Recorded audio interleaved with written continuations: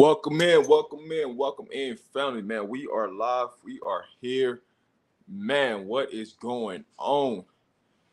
Shout out to everybody that's in the building. What's going on? Hey, Miss Jennifer, what up, Clyde? Talk to me, let me know. I believe Go Bust, Buff Nation. Let's get it. Yes, yes. Before we get started, I want to before we get started, all right, let's talk about it. All right, so we got Miss Jennifer. She's in the building right now. She does have a link that she's gonna drop here in a second for you guys. Um, I just have to make a couple notes about a couple business, man. Shout out to Miss Jennifer and her company, what she's doing. Support the family, support the movement. She's gonna drop a link in there for you. So if you got anything that you're looking for, in the house, pull up on Miss Jennifer. She got it. All right. Now, with that being said, the other business we got, right? We got my dog Dante, right? He has a transporting company, right? He does private driving for teams. So, hey, if you're looking for a private driver, far as athletes or anything like that, celebrities, anything like that, hit my boy Dante up. That's in there. He will be here in the building here soon, where he'll drop a link or anything that you need to know. Or if you need more information, just hit me up and I can get that information to you.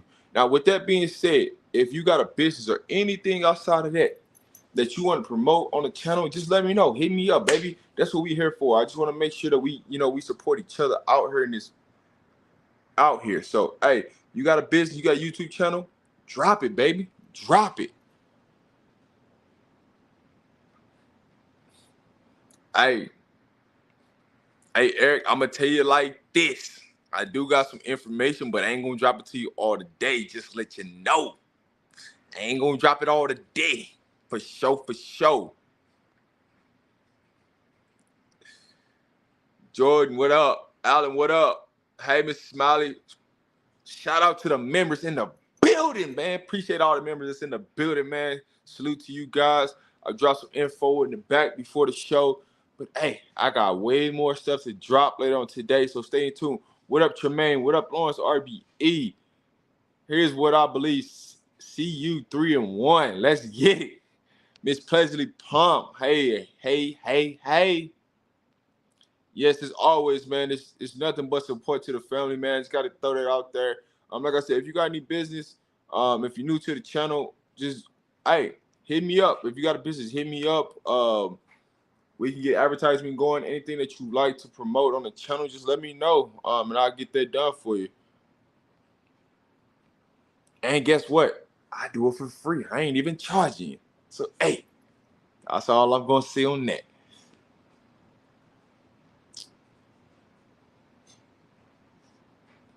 E Watts was hiding, baby.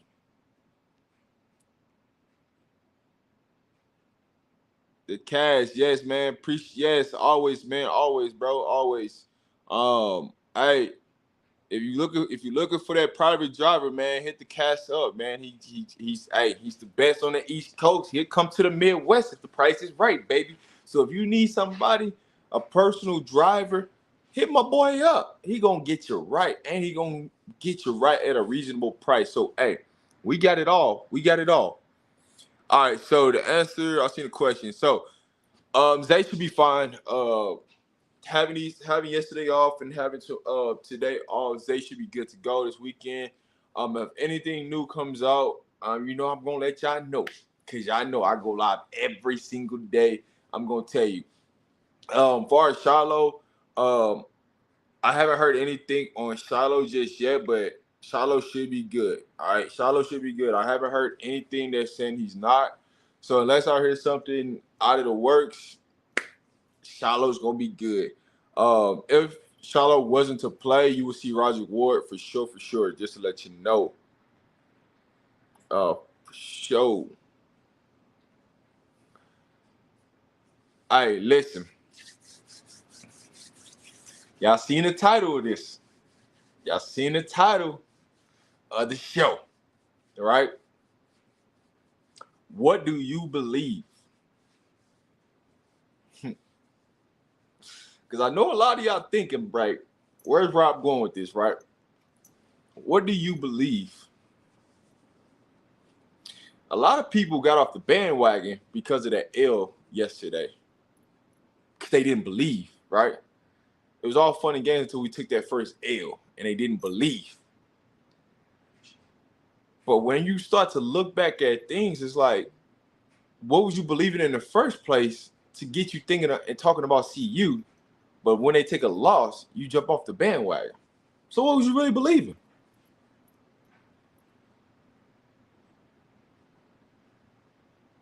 How do you feel about what Keyshawn Johnson had to say on Undisputed about Coach Prime and all coaches helping Oregon? Listen, I didn't see. I'll say this. I did, to answer your statement, right, or your question. I didn't see the full episode of Keyshawn Johnson. I seen a snippet of what Richard Sherman had to say, so I didn't really see everything about that this morning. I slept in a little bit longer than I normally do this morning, so I didn't see it, but I'll talk about it, right? Everybody wants Colorado to lose. You know why? Because they see what's coming. They see what's coming. And that goes back to the question what I asked from the get-go. What do you believe? The thing what you got to believe is they believe that Coach Prime is about to set this thing on fire in college football. What's the one way they think they can stop it? By Coach Prime losing. Guess what? The dog's still coming. We got some 5 stars and 4 stars pulling up this weekend. That ain't changed nothing. So what do you really believe? You thought that you was going to run the score up on us and that was going to change something, right? That was your belief, right? You know what really happened? You really helped the party more than you hurt the party. Because guess what? That blowout win, you just helped us in recruiting more than you thought you did versus us losing a close game. Think about that. Just let that marinate in your head for a second. Like, how does a blowout loss help us than a close loss? Well, Coach Prime told you, you're 7 to 8 dogs away. He's explaining to these recruits, if you big time, you elite, you got an opportunity to come in here and play right now. You see the products on the field. If you want to go to the league and you want the attention on you and you want to get this better NIL money, guess what? It's here. But if you want to talk collectives, I ain't here for it. But what I'm going to give you is, I'm going to give you opportunity. I'm going to give you an NIL deal. I'm going to help you get an NIL deal. And I'm going to help you get your family on a better track than what they are right now. Those are the 3 things that I can tell you. We ain't selling you anything. You ain't got to sell Boulder. Come on to Boulder. You're going to find out. You're going to love it. But the big picture is, do you believe, right? And what were you believing in? Because a lot of people say they believe, right? But what were you really believing in? Those are the real questions, right? When I say I believe, right? Because I believe in our coaching staff. I believe in what they skill set is in these coaching staff that they can do the right thing and put the right players in place. We can all agree that, hey, this person should be playing, that person should be playing, that person should be playing, right? These coaches see that. But see, now the coaches had to motivate you in the past. Now coming off this loss, and the way we lost, there's nothing that you got to motivate now. Because now it's going to be, how bad do you really want this? How bad do you believe in yourself? Now, do you believe in the coaching staff? Or you still want to do your own thing? What you want to do? Make your mind up. And that's where a lot of people don't understand. Some of these players that was on the fence, guess what? They ain't going to be there next year. You ain't got to worry about it. But if you want to set yourself up for success right now, you better start believing. You better start believing. And that's why the title of this is, what do you believe in, right? What do you believe? Because a lot of them didn't believe in, some of them didn't believe in the coaching staff or their opportunity or just their own self. So you can put the blame on, man, it's the coach staff, they're not giving me the opportunity. Or is this, or is that, or is this, or is that. Listen, guess what? At the end of the day, you got to look yourself in the mirror and say, hey, I got to be better. Hey, I'm going to be better. I'm going to be dominant. I'm going to show the world who I am because I believe in me. I believe in my family. I believe the reason why I came here and why I'm doing what I do. So, hey, let's have a great time, baby, because I believe.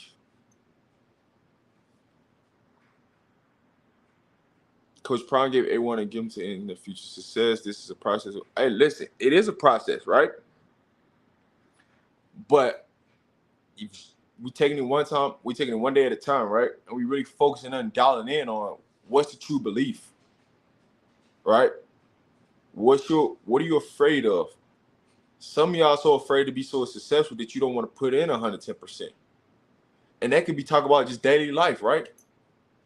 Some of us could be afraid that we have the ideas to go out and do something, but we're afraid because we don't want to take a step back to gain 3 steps. And that's just life in general. Look at it, right? I'll tell you right now. I'll give you a story right now. For a long time, I was telling myself that I wanted to start a YouTube channel. I wanted to talk football. I wanted to do this. I wanted to do that. And I kept putting it off, right? Because of working coaching after college. I just kept putting it off. Until one day I was like, listen, all you can do is go out there, put it out there, have substance behind it, and just let it go from there. But if you keep doing what you're doing right now, you're afraid of the moment. You're afraid of, you might not have the following that you want at the beginning. But guess what? If you keep working your gift and you keep doing what God gave you to do, you're going to be successful. You're going to be successful. And so when you look at some of these players, they got the gifts and the talent. Otherwise, they wouldn't be there. Otherwise, they wouldn't be in the Coach Prime.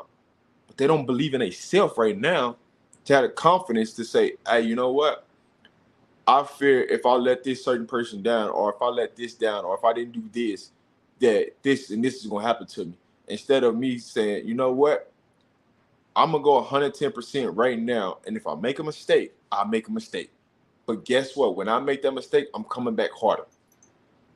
And that's the difference. That's the difference. Listen, he can say whatever he want. He won, right? We don't gotta clap back at him. Guess what? We keep receipts. Because guess what? At the end of the day, it's a long season. You don't know what's gonna happen in the season. You don't know what's gonna happen. An injury can happen that could derail a team. A loss can derail a team. Anything that could derail a team. So yeah, you could talk. Guess what? There is still a chance that we can see Oregon in the Pac-12 championship. Can't nobody say it's not. We only 4 games into the season. It's still so much to play out in this season that Oregon better hope and pray that they don't see us. He better hope and pray that he don't see us in the Pac-12 championship. And I get why some people say, oh, they ain't gonna better do that because of what you seen last week. You don't know what's gonna happen in the college football season. Anything is possible. Anything. But we gonna find out. There's a lot of season left. And I believe in us this weekend. The reason why I believe in us, because when you look at USC defense, they give us opportunities to always stay in the game. One thing about USC, they're going to always give you opportunities on a Lincoln Riley team to stay in the game. That's just what's going to happen. Honestly, I don't mind people hopping off the bandwagon. All those jumping on after the TCU win, those have never been there since December. And yes, that is true. That is factually true. Rob, will Xavier Wood be a first-round pick? I think he can go mid-late first round. What's your thoughts?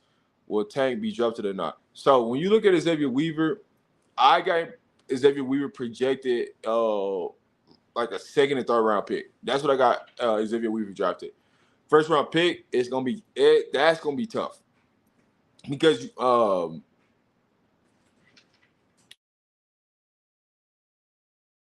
that part that's gonna be tough. But we'll see.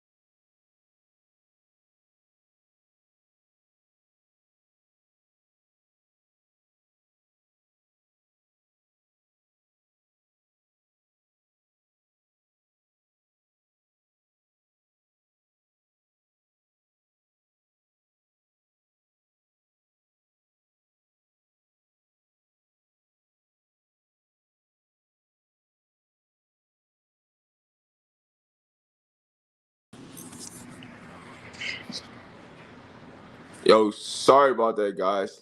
My phone, like, people kept calling me back to back to back to back to back, and it kicked me off. Sorry about that, guys. Um, dang man, I lost my train of thought. I was doing.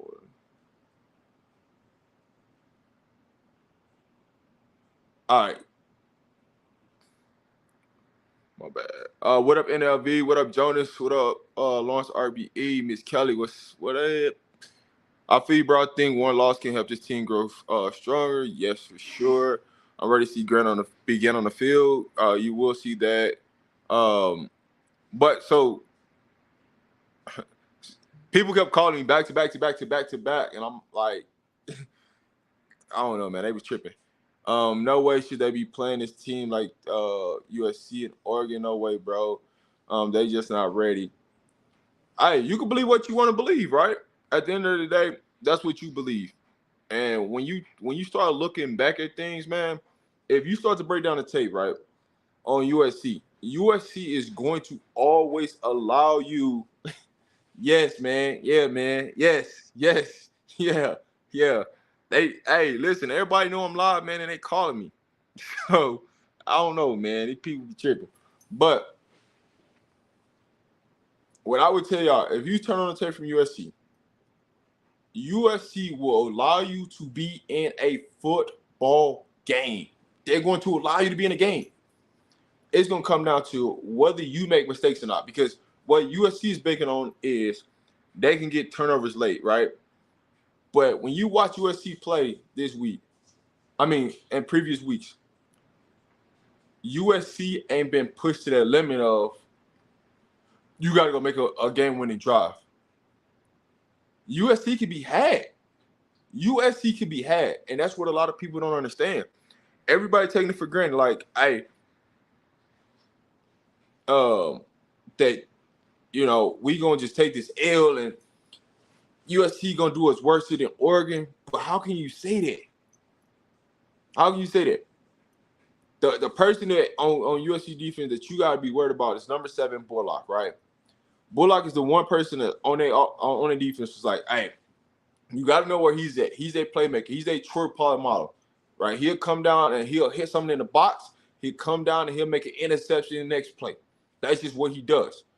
But outside of that, their defensive line, it's all right. It's not great. It's not.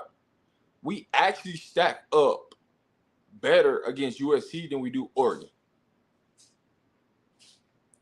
That's where things are at. And so when you look at just breaking out overall, right, we look at the offense, right? USC got weapons, right? Colorado got weapons.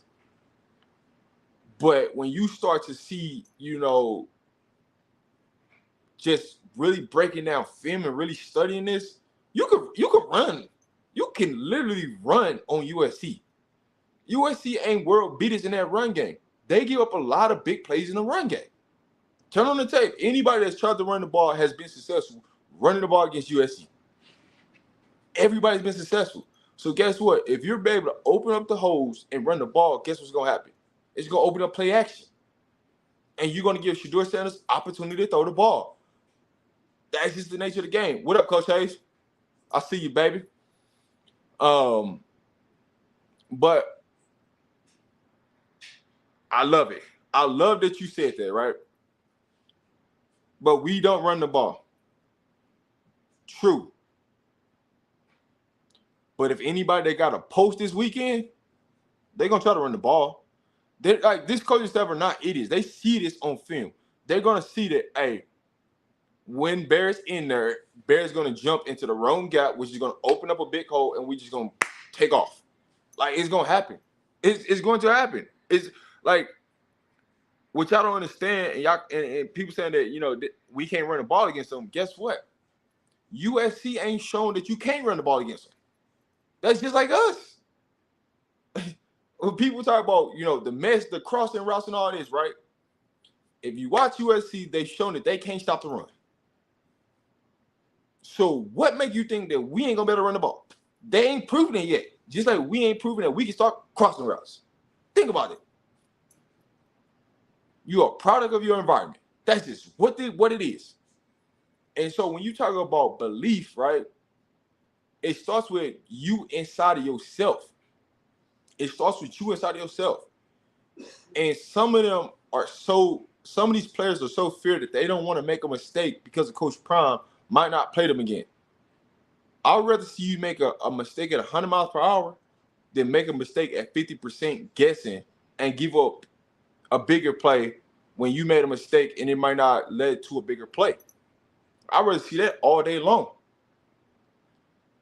But you could tell when some players get on the field, they're second guessing themselves instead of just shooting the holes.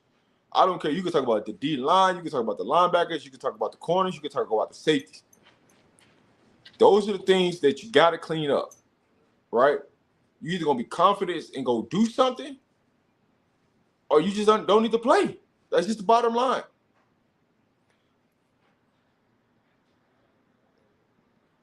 So, coach staff seems stubborn. I've never seen any improvements in scheme or personnel. Bless you for keeping up a good fight, but this ain't going to be no different than. Hey, listen, you can say what you want to say, right? More power to you. USC has done the same thing too, and that's what I'm trying to get you to open your eyes to. I'm not saying that we ain't gonna make the same mistake we didn't make previous week. USC gonna make the same mistakes they made previous weeks too. It's gonna come down to who can take advantage of the mistakes. But at some point, right, when you get your butt kicked so bad, your level of focus, you're gonna be dialed in for that next week. You are going to be dialed in next week. I can tell you this: you're not gonna see what you've seen at Oregon. You're not gonna see that at home. I can tell you that. I promise you, if you see that, Coach Prime gonna be kicking some players off the team. A coach might get demoted. Something gonna happen. I'm telling you, there's gonna be a change. But it's hard to beat Coach Prime back-to-back weeks.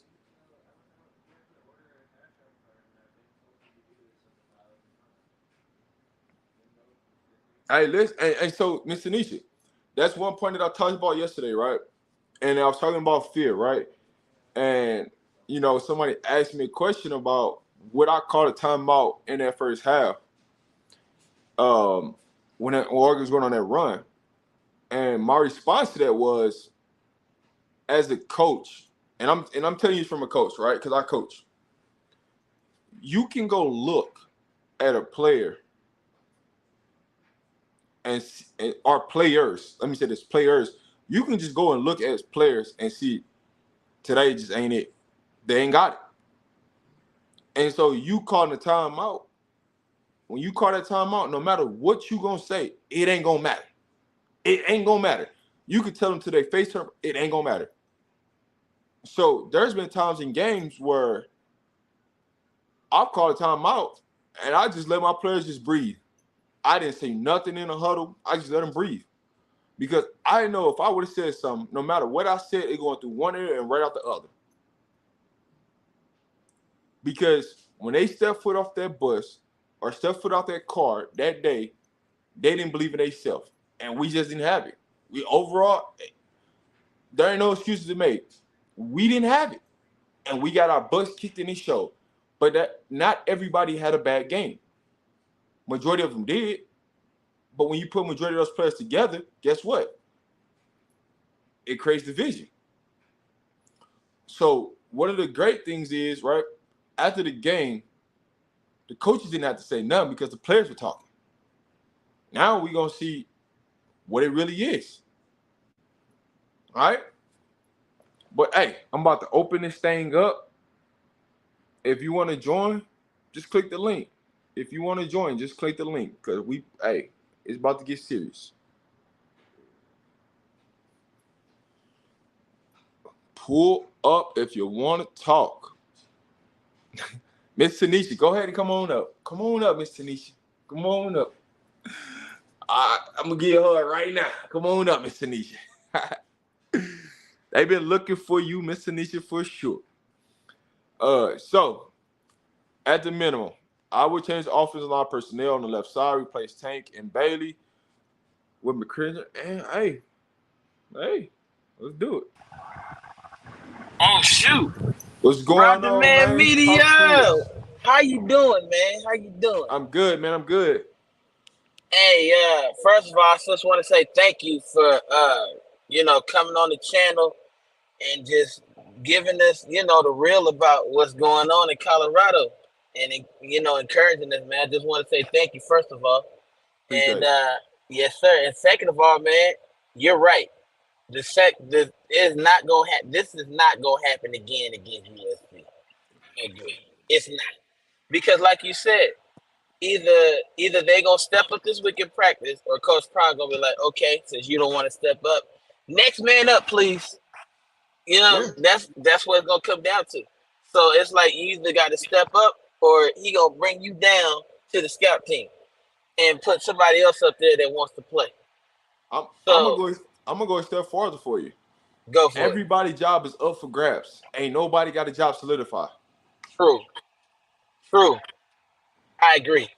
I agree 100%. So honestly, it's put up or shut up time now. But guaranteed, this week, this game will not be like last week. I Yeah. I believe it. It will not be. But like you said, also, I like what you said about when you don't believe in yourself, when you are in your head, it doesn't matter what you say to that player. It'll go in the one ear and out the other. Yeah. You know? So it's like no matter, so you can call timeout and say what you want to say to your player, but if he's not completely in it, then like you said, they'll go on the one end, not the other. And honestly, I believe that's what happened. I felt like they got beat up on the line of scrimmage. The offensive line got beat up on the line of scrimmage, and they let it get to them. You know, when it's like, hey, we still got time on the clock. We still got time to fight. We still got time to stay in this thing. So let's keep our heads in it. So Yeah. I I mean, agree when with you you. look at that game, all the work was done in the first half. The second half, it was a different game. It was They, and but you come out and play that second half like you if you play that second half and played it in the first half, how different is that game? right, right, Because right. that they come down to a mentality, right? It come down to a fear.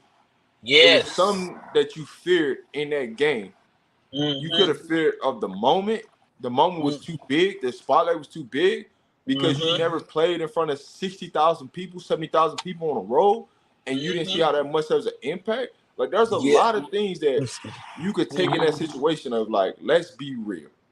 What Right. really is it? Right. Right. Yeah, man. But this week will be different. I believe this week will be different. And I can't wait to see when they post about the team meeting tomorrow and what Coach Prime is gonna say.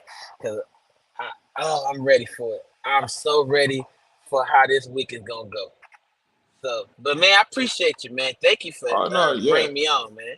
Oh no, anytime, man. Feel free to jump on, man. That go for anybody in the chat, man. If you got something to say, man, just pull up. I ain't Yes, hiding. sir. I don't care who you are. I don't care if you're from an opposing team. Pull up. Let's Ah, talk, baby. ah, yes, Let's sir. talk. Hey, this platform is built for everybody, not just me. I'm gonna say what I say, but hey, you don't gotta agree with everything I got to say. If you disagree, pull up. Yes, Say what you sir. got to say. Yes, sir. God bless you, man. Keep it going. Keep it going, man. God Yes, bless, man. sir. Thank you. Oh, no problem at any time. What up, Lawrence? Rod the Man Media, what's going on? Not much, man. Appreciate you pulling up on me, man. Oh, no doubt, no doubt. Got to come in here and give my assessment on what happened a couple days ago and what will happen going forward. So, Yeah. first I'll say I don't think it was a coaching thing. They just got outplayed, and a lot of that just boils down to effort. You know, we know they have the talent on the field, and I completely expected them to match what Oregon put on the field on Saturday, and they didn't. They didn't even match the effort. A lot of that was effort. So, yeah, we could say, "Oh, Sean Lewis, what kind of calls is he making, and what kind of call Charles Kelly making on defense?" It was no effort. A lot of that was just sheerly effort. They got outplayed, as Coach Prime said, all three facets of the game. So, I mean, that's going to be the primary adjustment going against USC. The effort has to be there before anything else. Yep. and hopefully they'll be able to take advantage of the home crowd, home field, and at the very least, and this is what I said they had to do against Oregon too. I did my assessment on David Talks Buffs. At very least, they have to match USC's scoring, and I said that against Oregon. If Oregon comes down and score, they're going to have to answer and match at the very least. I said the ideal situation was the defense to take the field, go 3 and out, and then they punch them in the mouth first, similar to what they did against TCU. So that's what they're going to have to do to beat USC or even be competitive against USC. I mean, and it is as quiet as kept. You have to play your best to beat the best. Yeah. You have to play your best to beat the best. We knew that they were going to have to play an amazing game to beat Oregon in Eugene, and they didn't. They did the exact opposite. They played the worst game. So now we're going to see how good the coaching is and how good the players are going to respond in these couple of days leading up to USC, and we'll see first and foremost if they come out with better effort and see what happens against USC, because all the stars are going to be out at that game. So and this is what I'll take it back to, right? If you thought the impact in Oregon was crazy in the spotlight, what do you think is going to happen at home with way more celebrities in the building? Way more celebrities in the building, but let's see if they actually take advantage of their home field. And I'll even preface that. I'll go back to going back to CSU. I don't think they completely took advantage of using their home field, or CSU and Nebraska for that matter. They haven't really gone up tempo, drive after drive after drive, as they practice in the offseason. We haven't seen boom, get to the line of scrimmage, boom, and just get the defense all discombobulated. We haven't seen that, and that's what you have to take advantage when you playing at home in Boulder. Yeah, you have to go fast, up pace, and tempo, and the defense on the other end should be ready for whatever offense they're playing to throw up against them, because they're used to playing against a fast-paced offense in practice. So I just thought that they utilize the elements, the crowd, shine. And like you said, the star is going to be bright because all the stars are going to be out for that USC game. No Keyshawn and company is going to be there. But number one, what I'm looking to see is effort. So whether or not that boils down to a personnel thing, do we need to make some changes? Maybe, maybe not. I mean, I can't say, hey, we need to throw Kamani in there. These coaches see Kamani practice every day. So if he was ready, he would have been in there, before the last drive of the game. That's why I think that's my assessment on that personally. Well, I will say this: Kamani playing at the end of that game is going to build some confidence. He did. Taking that into this week, he might practice different this week because he understands, like, oh man, it ain't as difficult as I thought it was. It was me. That's true. And so that's what I look at Kamani. That's why I haven't really talked about Kamani in that way. But I think CU has the biggest advantage. Smalls did play. Zavale Smalls played. He did. Smalls did get in there for a couple reps. So honestly, when Zavale Smalls played, his group stopped Oregon and got 3 and out. They did. So, hey, that's something they're gonna see on tape, and they're gonna, when you get your opportunity, take advantage of it because you might not get it again. Yep, absolutely. So, and continue that effort leading up into USC. Don't just get in the game and make a couple tackles and say, okay, I'm gonna resort back to the effort I've been putting in all week leading up to the game. Let that, like you said, hopefully that builds Kamani's effort all the way through the week so they can say, okay, he's ready now. We're gonna put him in against USC and see what he really can do. Because I think that opportunity to be there. But again, you got to show that effort all through week. And I don't think the coaching staff has seen that up until this point. So we'll see what happens if they make a personnel change on that cornerback position and all over the field for that matter. Because you can't say, like you said, everyone's spot is up for grabs. So, Carter Stoudemire should be back this week off the ankle injury, so he should be ready to go for the USC game. And with Lawrence, that means, and Rob, do you think that Kamani thing is a mind? It's all in the mind. At the end of the day, we all play football. Yeah, it's really Kamani more than it is anything else, right? He don't practice with intensity, bro. The mind thing, man. He'll get on the field and he'll ball, but during practice, he know it's practice. It's a mind thing to him, bro. He know it's just practice, so he half stepping, he half fast, and he get on the field. You know it's In the game game, time, and he he's balled ready. out. Yeah, that's what coach said. It's him. He in his way. Yeah, Because I didn't even know he saved that tackle on the fake punt. yeah. He had a couple good tackles. He made the tackle on the fake punt, but he already Even got if the you- first but down. listen, So I'm not even gonna if- give him credit for even that. Let's be real. I even mean, if you the watch- dude got the first down. No, I'm not You giving him watch the, credit. I'm not giving him credit, Lawrence. I just didn't know that was him. Oh yeah, even that was if definitely him. even if you watch the pregame show videos when they show him in the team hotel, he the only one not studying, bro. All them dudes looking at they play, but he the only one that's sitting there with his hand in his pocket. Still young, man. You gotta learn. He'll be fine. Yeah, he gonna be good, but I know what it was. I know what it is. He don't practice right. He still act like he in high school. You could just show up on Friday and cut up. Now, here's my assessment, right? Going into USC, right? I do believe that we need to have 3 cornerbacks out there instead of 3 safeties. Man, that shit never made sense to me. Travis J got to be a safety.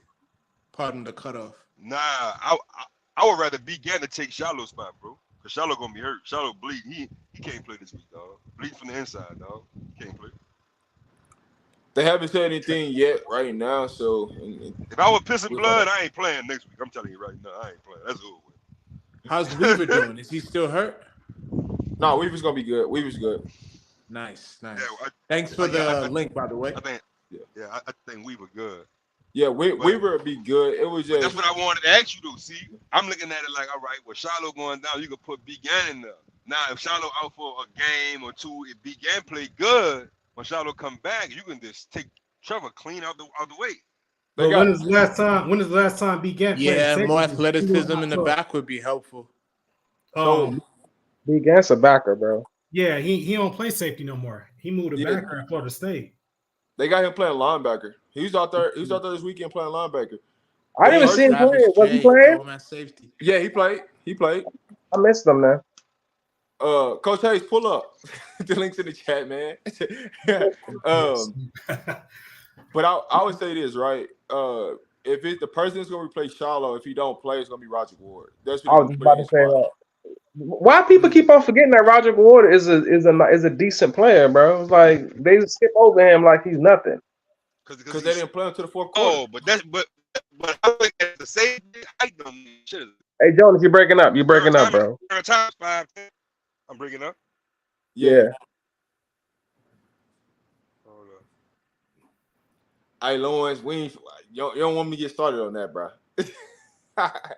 Yo, I think D-Mac needs to be a linebacker. He's looking crazy on the end. How do we feel about that? Put him at inside linebacker, something. He rushes with his head down. He's not aware when he rushes. He just goes boom, head down. I mean, you got to have a clock as a defensive end, kind of like Jordan Dominic is playing. He's making plays, impact plays almost every game. But when D-Mac rushes, he's just going head down. 4 sacks, huh? Yeah, I think he's the only one. Jordan Dominic, the only one who got sacks. He got 4 sacks, bro. What the defense And I mean, I do need Bishop on the end. I don't need him inside. Bishop needs to be on the end. He's too athletic. this week is get that tackling dummy and just practice tackling, bro. One-on-one. Yeah, that too. Or get your hand 1, 2, 3, hand up. Because a lot of start from the beginning, like how you remember when we was tackling them little what's the name on the cornerback drills when you tackle the dummy. That's what they got to do. Man, you go out there with a tackling dummy, Zachariah Breast. Here's what they need. Here's what they need to do on the defensive line. They need to put Shane Coates as a defensive end. They need to put McNeil and Payne in the middle and put Jordan Dominic on the other end. That's what they need to do. I like that, Zion. No, that wasn't me. That wasn't him. Who said that? that? My fault. That's me. I thought Shane Coates was originally a defensive end. Nah, you good, bro. They put him at defensive tackle, but it's like him and like the guards. That's not a good mix, man. Put him on the end where he's gonna be dominant. They need a big body in front, bro. And And our two biggest defensive tackles is McNeil and Payne. That's our two big defensive tackles. Put them up in the middle where they supposed to be at. Work the middle. Yeah. Payne be balling, bro.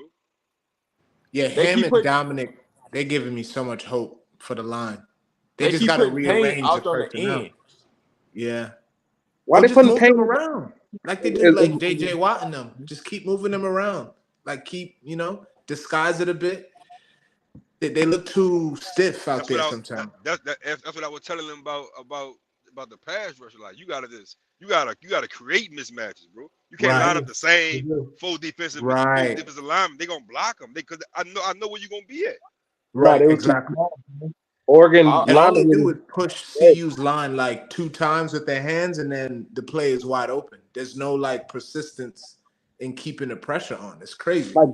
Like Bucky Hodges was averaging damn near 10 yards a carry, bro. Crazy. And he was flexing on it too. So when you look at the difference, right now, I'll say this: when you look at the difference right now with USC struggles up front on the offensive line. Every game you can watch them play, they struggle on the offensive line.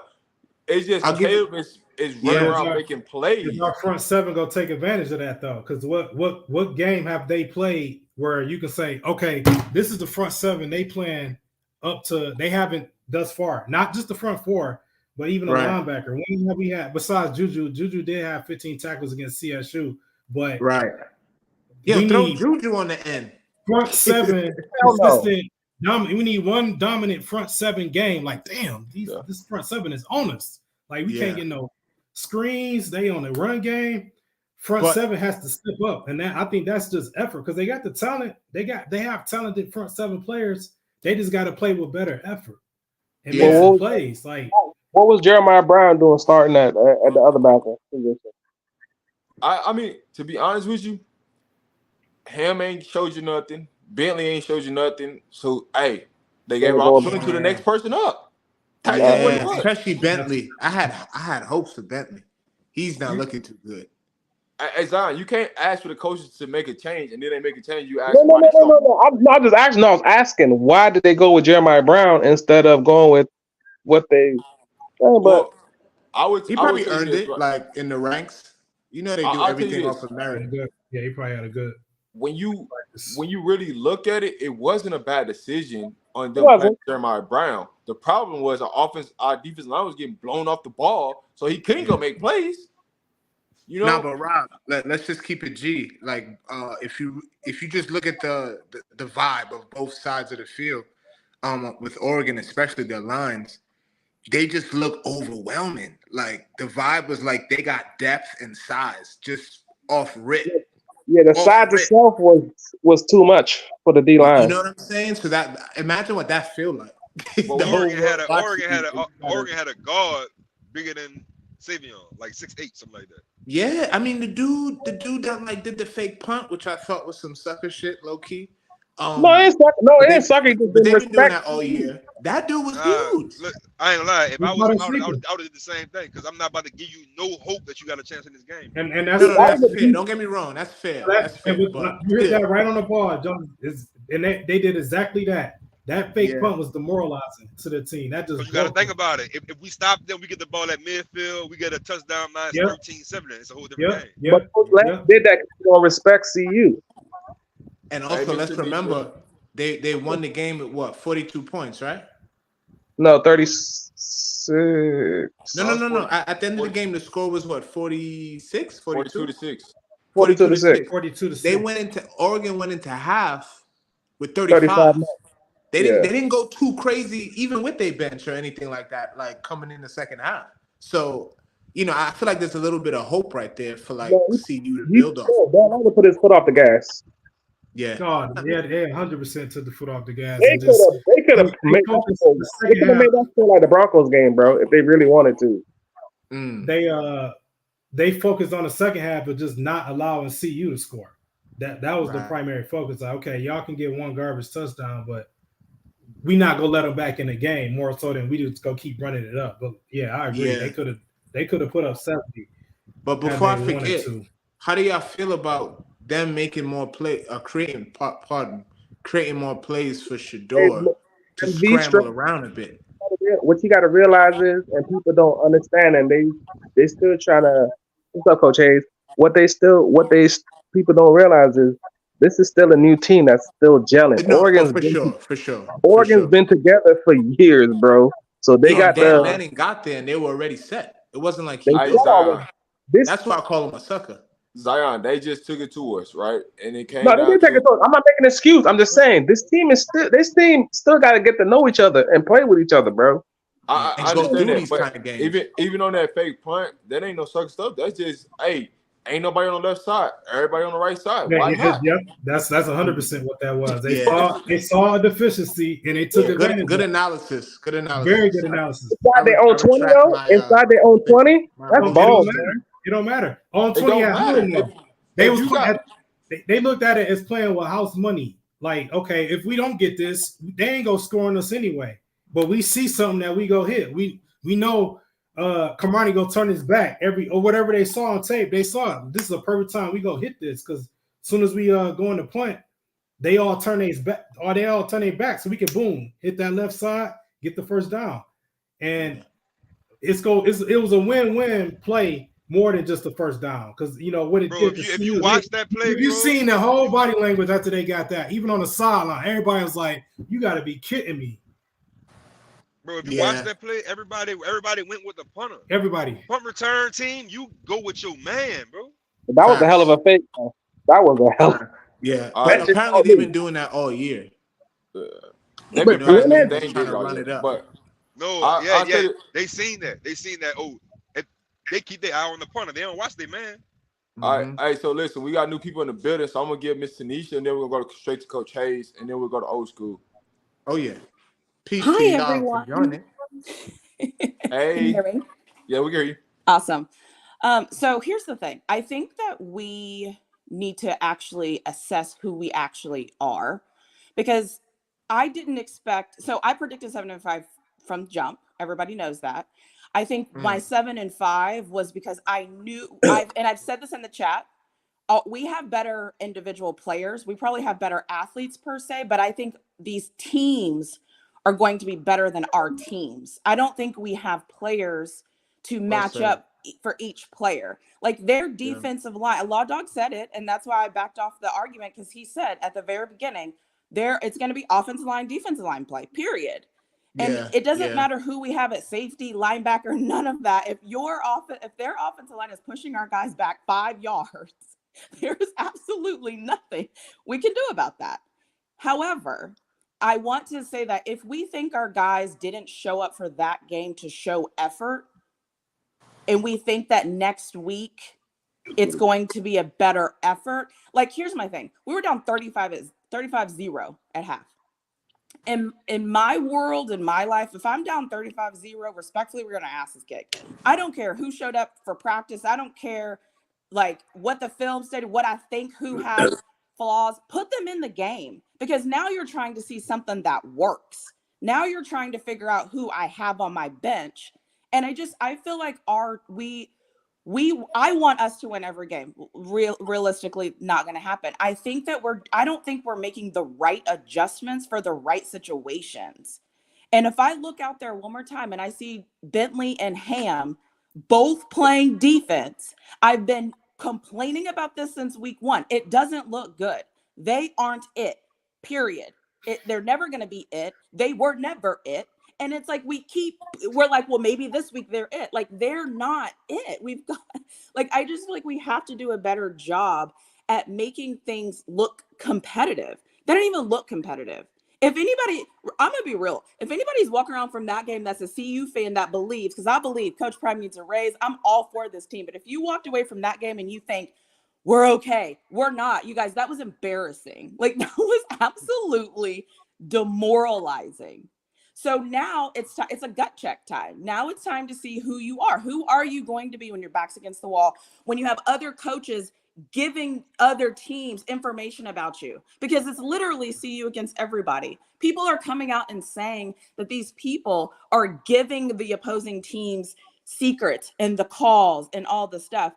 So it's time. The time is now. Like none of this is like it's time. So whoever's on the bench, if somebody's on the bench, unless they have agreed they're going to redshirt them or whatever, why are we not looking at different things? I also hate the way our defensive line rotates. I hate it. I've been saying that for weeks and weeks like, and weeks. I need somebody to explain to me on a 5th grade level why we have our guys rotating so much. Like, what are they seeing that they think that that's a great idea? So I just feel like there's a lot of little things that, when I say coaching, I don't think our coaches suck.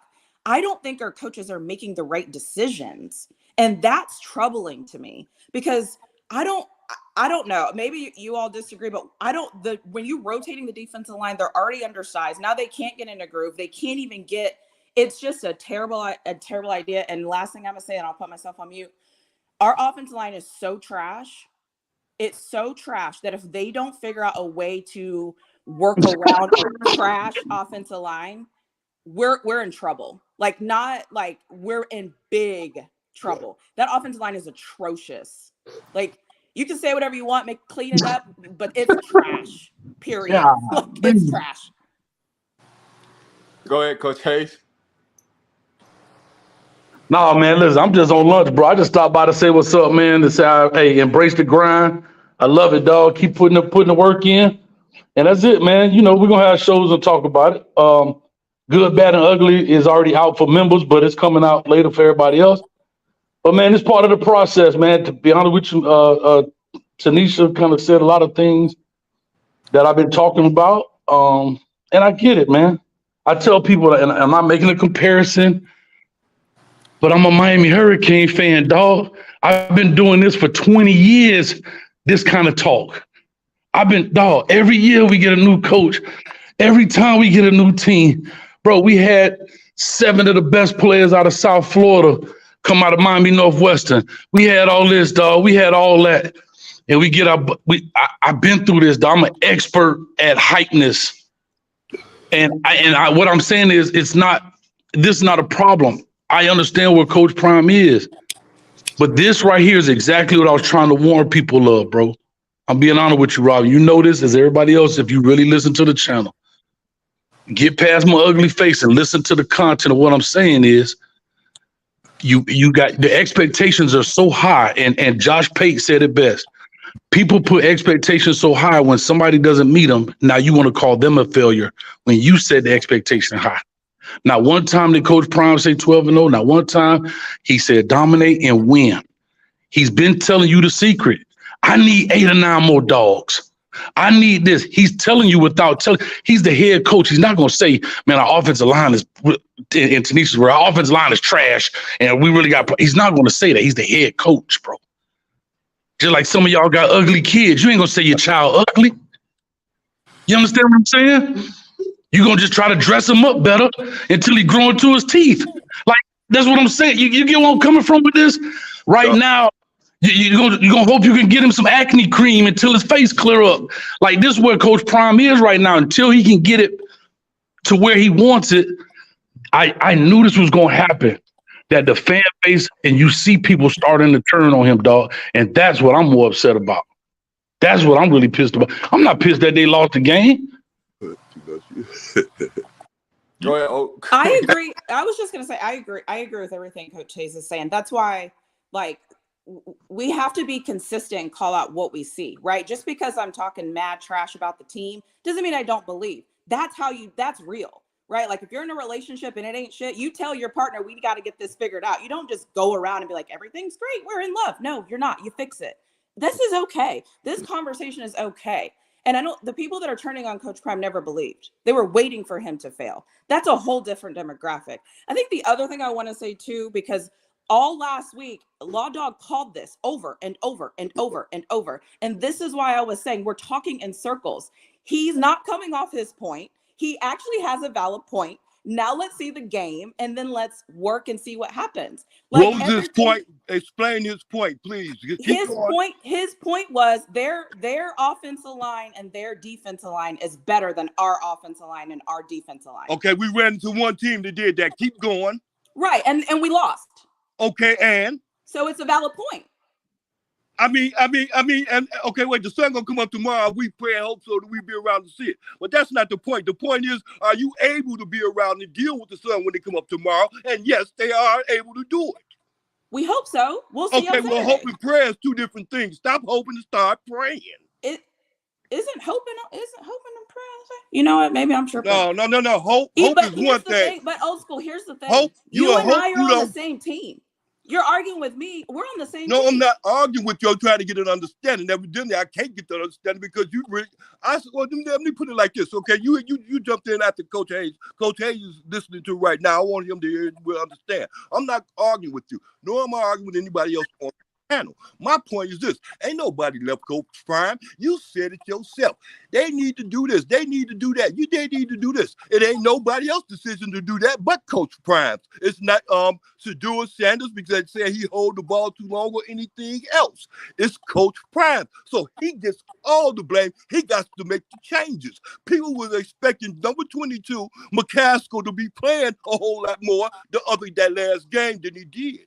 But he didn't. That was Coach Prime's decision. And then he decided to throw him in at the last couple of minutes of the game. That's Coach Prime's decision. He should have these players ready and going. But no, why panic? Because Coach Prime's getting right all the time. They only lost that one game. And they lost that game because they was out-talented from the get. They was out-talented from the line and everywhere else. That first team killed them. The reason why they scored, to my understanding, the reason why they scored 6 points was because the first team wasn't in there to stop them from doing it. So that goes to show the talent level and experience level, especially on that line. That's understandable. But then it falls right back into Coach Prime's direction. And ain't nobody I've seen lately that deal with Coach Prime is blaming Coach Prime like that. Coach Prime taking it upon himself to get it right. So, I mean, who's arguing the fact? And and let me just say this, and I'm going to pause with this. Let it go, hey, Coach, thank you. Hey, Coach Hayes, welcome to the show, Coach Hayes. Hey, Coach Hayes, remember on your show, the last show you did, Coach Hayes, when they had off script on there, and off script said, yeah, I didn't want him to win, and Coach Hayes to do that. But then it's surprised when off script came and said, yeah, well, Coach Hayes, Prime gonna win this game. And he told you against Oregon, he thought that Coach Prime was gonna win this game, just like everybody else thought that Coach Prime was gonna win this game. The reason why he said the reason why he was going against Coach Prime is he didn't like the way he did that HBCU thing. So he gave up on this hating. You can't do the same thing. Back to you, Rob. So, Rob, real quick. Go ahead, Coach. Coach Hayes, let me say something right quick. Remember old school? Remember me and Rob told you the other day, stop with the high expectations of this team going 12-0. Told you this is going to be a long season. Take it game by game. I said 11-1 for the record. Back to you. You said 12-0. I said 11-1. Tell them what I said, Coach. You said 12-0 last week, bro.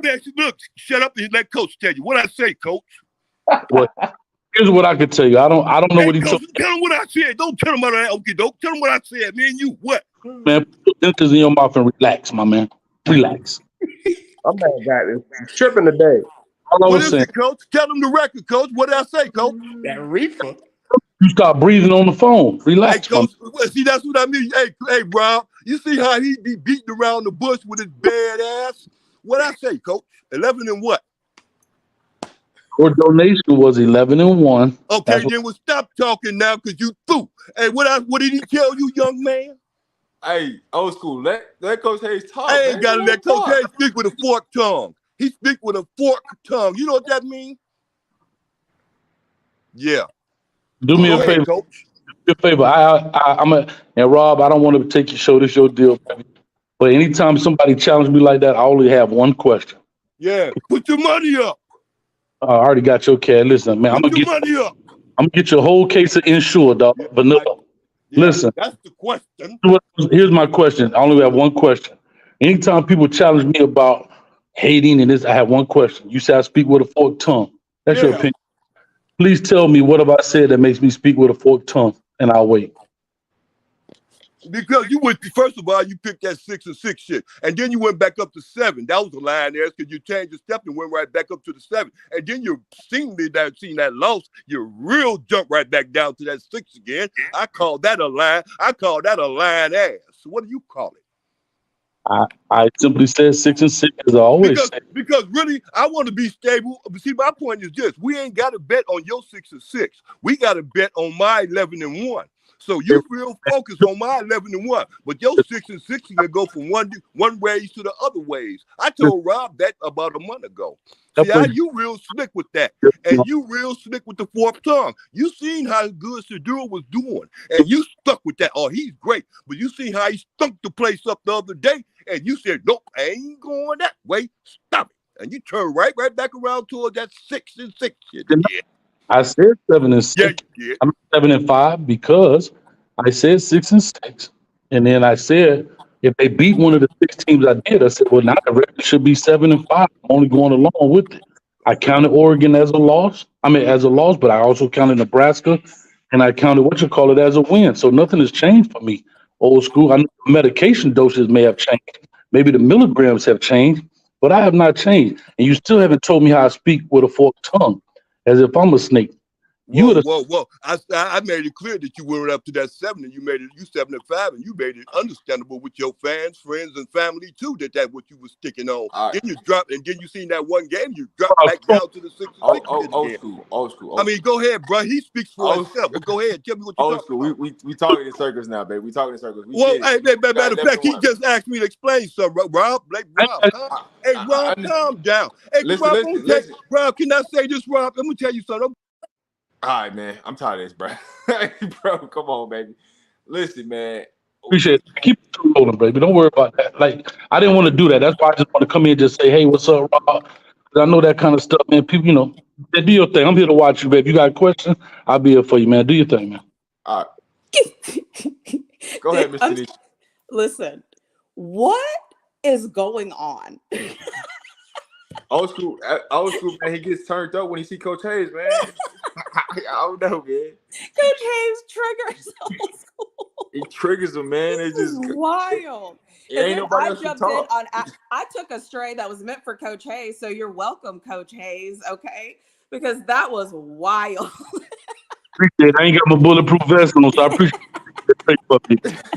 Listen, we in here talking just football, talking about USC, and it's just like, come on, baby, let's talk, baby. Everybody left the show because you. I choked on my water messing with this show. Oh my God, that was good. Somebody just blame me. Like, what did I do? I'm just minding my business. Hey, Rob, what's going on, buddy? What's up, Frankie? You remember that? Okay, Coach H, what's up, buddy? What's going on, Frank, man? How you doing, brother? Not much. Coach Hayes, you probably don't remember when you talked 4 o'clock in the morning one night, did you? Frankie Davis, I got a mind of an elephant, dog. I remember you calling in. You be in the chat too, brother. Yeah, you remember I told you I left our tackles on it's in problem this summer, and our D tackles because our linebackers can't get over. Remember I explained that to you this summer. Okay. And it's the same thing. Like I told them when I was watching Shedeur YouTube channel on YouTube, me and my wife saw the left tackle was getting pushed back the whole time against Colorado State. So I mentioned it to Rob and them that Oregon have a SEC defense. I did tell them that, and that they're gonna run the ball. I did say that, and they're gonna play Jaquez at corner and on what's his name, Travis J. So wherever I said the same thing last week. My man Law Dog agreed with me, and he betted the other guy. So I don't know. I don't see why everybody upset. We knew that we didn't have no offensive line, and Oregon had one of the best D lines in the country. Cause the recruiter from Georgia, the head coach Dan Lannon, he got the SEC line up there. I'm just telling you like it is. That's the SEC line. Well, Can I tell you why I think people are surprised? I think it's a couple of things, and I don't mean this to any disrespect to anybody. I think sometimes we watch football with our hearts. I do too. Not with our heads. Yeah, I do too. That's why. That's why I was saying I would never bet that. You know, I was telling guys, y'all better go ahead and bet the money line at the casino. I would never bet straight up with somebody like that. No, because that game was gonna go down too hard. On Oregon got the most hostile crowd in America. Shedeur with the offensive line, it's not gonna work this year. It happened to Coach Prime when he took over Jackson State in the spring of 2020 after COVID. He had a right team then. He said it then. He went 6-6. I will get the right team in. You know what? After that, he won 2 SWAC champions. So this is not his year. This is his fill-out year. So calm down. If you're gonna Coach Prime bandwagon, get on it now. Because next year it's championship run. This year it's 9-3 or 8-4. Thank y'all. I gotta go back to work. Yeah, no, I think I actually agree with all of that. But I think sometimes when you start a way that you don't expect to start and it looks better than you think it's going to look, you think it's going to continue to look better. That's what you think. Now, I guess what I'm trying to say is two things can be true, right? Like we can be believers and we can also reassess our team at any moment. It's a long season. It's a long season. Things happen. Coach Hayes has been preaching this for I don't know how long. Somebody can get hurt, things can change, it can rain, it can snow. Like, I don't think that's what I'm not here to say, like, No, we are I absolutely trash. when I was on here, Tanisha, you remember you told me like they time is up, gotta find somebody else. We said shit, there ain't nobody else we can put out there. We talk But about I think Reggie we found a Young. couple of people we could put out there though. Yeah, And we said Reggie Young. We said Rod. What's the other guy you said? You said three of them because my old lineman who be on here, he was named the right, old and lineman. we still didn't see them. That's what I'm mad about. They can't. They must not be pressing with it. But my thing is, here's my thing though. So you're telling me they couldn't do what we did? They can't. They ain't doing their practice. But what did our offensive line do that was so great to where somebody else shouldn't come in? On Mr. Nisha, Coach Prime do this at practice. If you don't practice hard, you don't play. So the guys with the backups who not practicing, they must not be practicing hard. I don't know how to answer for that. That's because of Coach Prime question. Why he have not rotated the offensive line? That's a Coach Prime question. That's somebody need to ask Coach Prime on the media. Yeah. Why have not you rotated the offensive line? Why are you still sticking with the 5 guys? Is there any more guys on the roster that can play? That's a question for Coach Prime. And you know what? And none of the media probably ain't gonna ask him. I was just gonna say they be asking the most wrong questions. They not asking. So what did you think when you walked out and saw the crowd? Nobody cares, bro. Nobody cares. Ask the question. I think when it comes down to it, they have to play themselves in. But not only are they going to play themselves in, but like I said before, it's going to get greater later with Colorado. They're not going to go down at all. They're going to go up because those players are coming in. That's what you have to be. If anything, you're going to be patient about that. They're going to be coming in. They're not going to be losing. Don't expect them to be losing games like that. I wouldn't expect that. Like I said before. Like you know, they say, you know, everybody go up, they turned it on them. Now, ain't no way they're turning on them. It's just the fact that I see this. When I said Coach Hayes the other day, I said, look, I see this coming. I see a Rico coming, and I seen that Rico had to be coming between CSU or that what's the name or Oregon because of their programs and how they carry their programs. Yeah, and you're just like that. So it's something like they didn't sneak up on us and say, you know what we were disappointed at? Offensive line. I know. I tell you another team. Every team that have a stout D line or stout O line, that's like Utah and Oregon State. That's why I said they're gonna go 9-3. I said Oregon, both of the Oregon schools gonna beat them in Washington because they can't finesse them schools because they built up in the trenches. They got better trenches, but everybody else like Washington State, UCLA, and Arizona State, they can beat them. But the other three, it's gonna be a hard task. This week at USC, they're gonna outscore USC at home in the shootout. That's the reason why they're gonna win this week. I said last week, they're gonna lose last week. They're gonna win this week. They're gonna win one of the two, and this is the week they're gonna win because they're at home and they can outshoot. They can have a shootout with them. Go ahead, Coach Hayes. I was just gonna say this. I made it my business to call out people with forked tongues, and old school. You speaking with a forked tongue. You ain't never said nothing that I can remember on my show at any point talking about you saw this. You always come on here talking about believe, and wah. Okay, and Coach, and I understand that, but like I go right back to this, Coach. Remember when you had Rob? Remember when you had Rob on there? And you was going through all that stuff you was going through with him. You had me in the background. You didn't even allow me to come up and say anything about what's gonna happen or anything else. And I was the last one on there. And you did all that, but you still kept me in that background. Why you do that, Coach? You know why? Why you didn't let me? Why you didn't let me come up and tell you who was going to win? Why you didn't let me? And look here. And why you didn't let me come up and thank Offset for saying what he said? And that was good. He was good. I agree with him. He was real good when he did that. But what about you, Coach? How come you won't say the same thing? I know you made an apology back 9 months ago, but I mean, you ain't got to make no more apologies. You apologize at the end. That's when you gonna apologize. But like I said, the reason why you didn't hear my story or who I said was going to win, because you purposely kept me from coming on that show. Can we hear Rob Coach was on Hayes' there. rebuttal, Rob? Okay, Yeah. I just Yeah, want to. you did. Yeah, you did, didn't you? Rob, you school. got to mute Let him. him So don't talk. ask no stupid questions, G. I'm gonna put him in the back. He's gonna continue to talk, and I'm gonna pull him back up. Go ahead, Coach Hayes. You can always mute them too. They got a mute button, but that's what I Yeah. do Yeah. because he just be blabbering. I'm calling out people. I can't remember everybody, but I'm calling out people that talk, and now when they come, yeah, I saw this coming.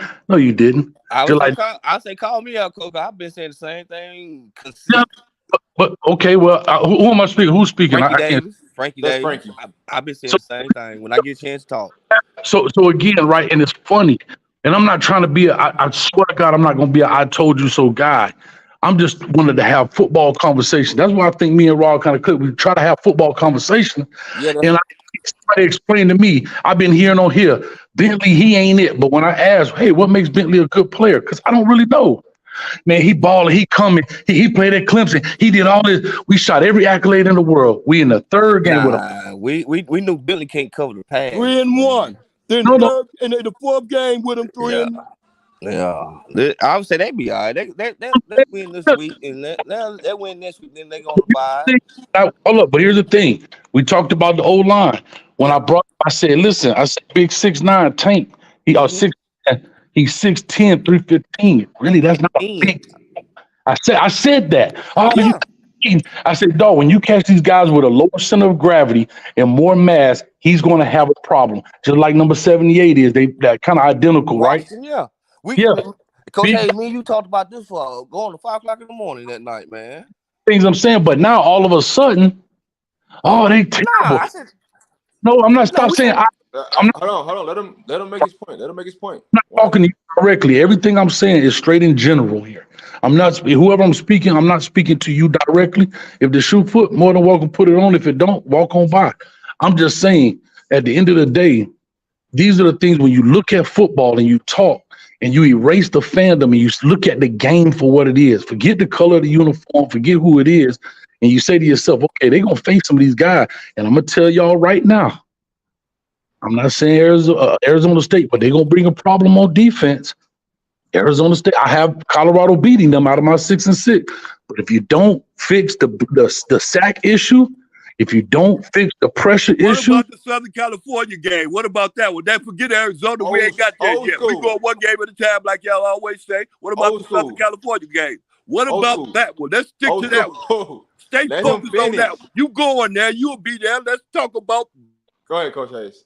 I'll do it quickly, right? At Southern Cal, it's the same thing. You, and I don't want to go through this. I got this debate show or whatever tomorrow, and I got another show, but that's fine. Here's the deal. I said this before. This is just how football works. It's a copycat league. Damn, TCU showed they could do this. What did Nebraska do? Nebraska just imploded, bro. They offense. Jeff Sims, I swear to God, he must have been on the tape, dog. The dude dropping a snap. But if you think about what they did defensively, guess what? You saw Colorado State emulate that same thing. You saw what Colorado State did. You saw Oregon emulate that same exact thing. And if you don't think USC is going to emulate that same exact thing, and what did they do to Shedeur? They kept the ball out of his hands, like I've been saying. Are they able to emulate that same thing? Are they physically able to do that? Or talent-wise able to do that? Yes, Oregon is physically able to do that. Oregon is physically able to. No, I said USC. I said, no, yeah, USC. Are they? Them, USC. Yeah, I got you, dog. Okay, USC is physically able to emulate and do. Well, let's stick to USC. Let's not keep going back to Oregon. That's your last victory. And that's the last one you go get. Go ahead, Old ass up, man. Listen, I'm trying to tell you something. USC, the question was, can they emulate it? Sure they can, right? I feel like they can do that. They've shown that. Their quarterback has more escapability right now than Shedeur does, right? He definitely does, unfortunately. Shedeur right now is at 22 sacks. I don't care why he sacked, whether it's his fault, O-line fault, receiver fault, play call fault. At the end of the day, he's the guy with the football that is tackled behind the line of scrimmage.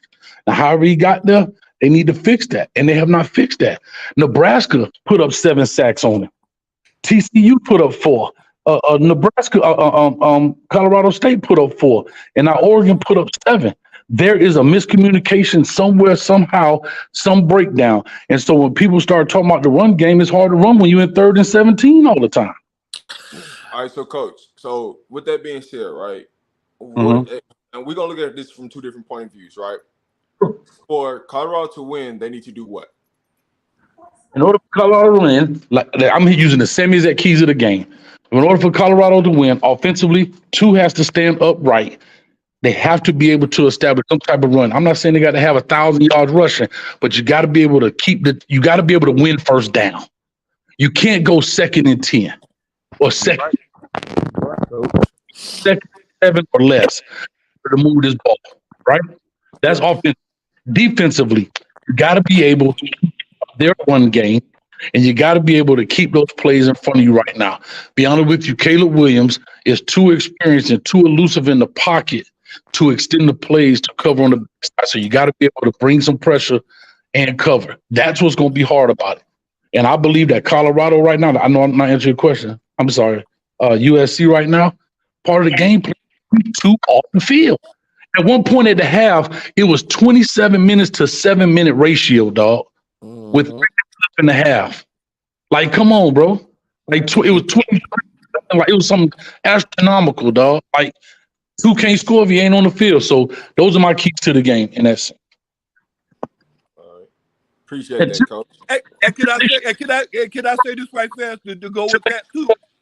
Until they can show their crossing route, until they show that they can keep 2 standing up. Right now, we don't know what to, like, bro. It's now 4 weeks in a row that the same things that were hurting you against TCU have hurt you now, except Oregon was a better talented team. You just out TCU at the end of the day. You are talented Nebraska. You are talented Colorado State. But those same problems, it wasn't a new set. Like you heard Shador say they didn't do nothing new. No, they didn't. But how the hell they got 42 points? How do you only have 19 yards at the half? Can't execute. Because those problems reared their head, and better talent makes you pay for them. Yeah, and I'm gonna piggyback. Yeah, you're right about this. That's again, Shador after the game, he didn't blame the offensive line. He blamed himself. Like, I'm not gonna throw them under the bus. Everybody can see what the problem is. There ain't no secret. So that's why I was saying this week gonna be a shootout. But another thing the USC got is that Marshawn, I forgot his name, for South Carolina transfer. He's a good fast back. He about like the boys from Oregon. That's why I said I'm scared of the running backs more than I'm scared of the quarterback. Because you think about it, you balance it out, you start running the ball, you start getting 8-9 yards a pop, you do a play action, not secondary without Travis Hunter now. Frankie, you said 9-3, but you think this week is going to be a shootout. So who do you have winning? Oh, Colorado gonna win this week. Yeah. So I went this week. So I just have, and I'm not trying to be like, I have a real question. You think based off of what you've seen in 4 weeks of that offensive line? Yeah, I play on football since I'm 6 years old, play college football and coach high school level. So I got a lot of experience. You're willing to risk all of your experience. You done this last week. You done this last week. Hold on. Frankie, let her answer the question. Let me talk. I am answering the question. Let me talk. I'm finna. No, let her answer. Like she's still trying to say something. Oh, I thought she finished. Oh, Mr. Denise, you do this every time with me. You need to quit this. You know what I think? I think we have a delay. I think there's a delay, and that's why I think we always end up talking over each other. So I guess I'm just saying. So then, who do you think the 2 losses are going to be? Oregon State, Utah, physical D lines, physical front. Okay.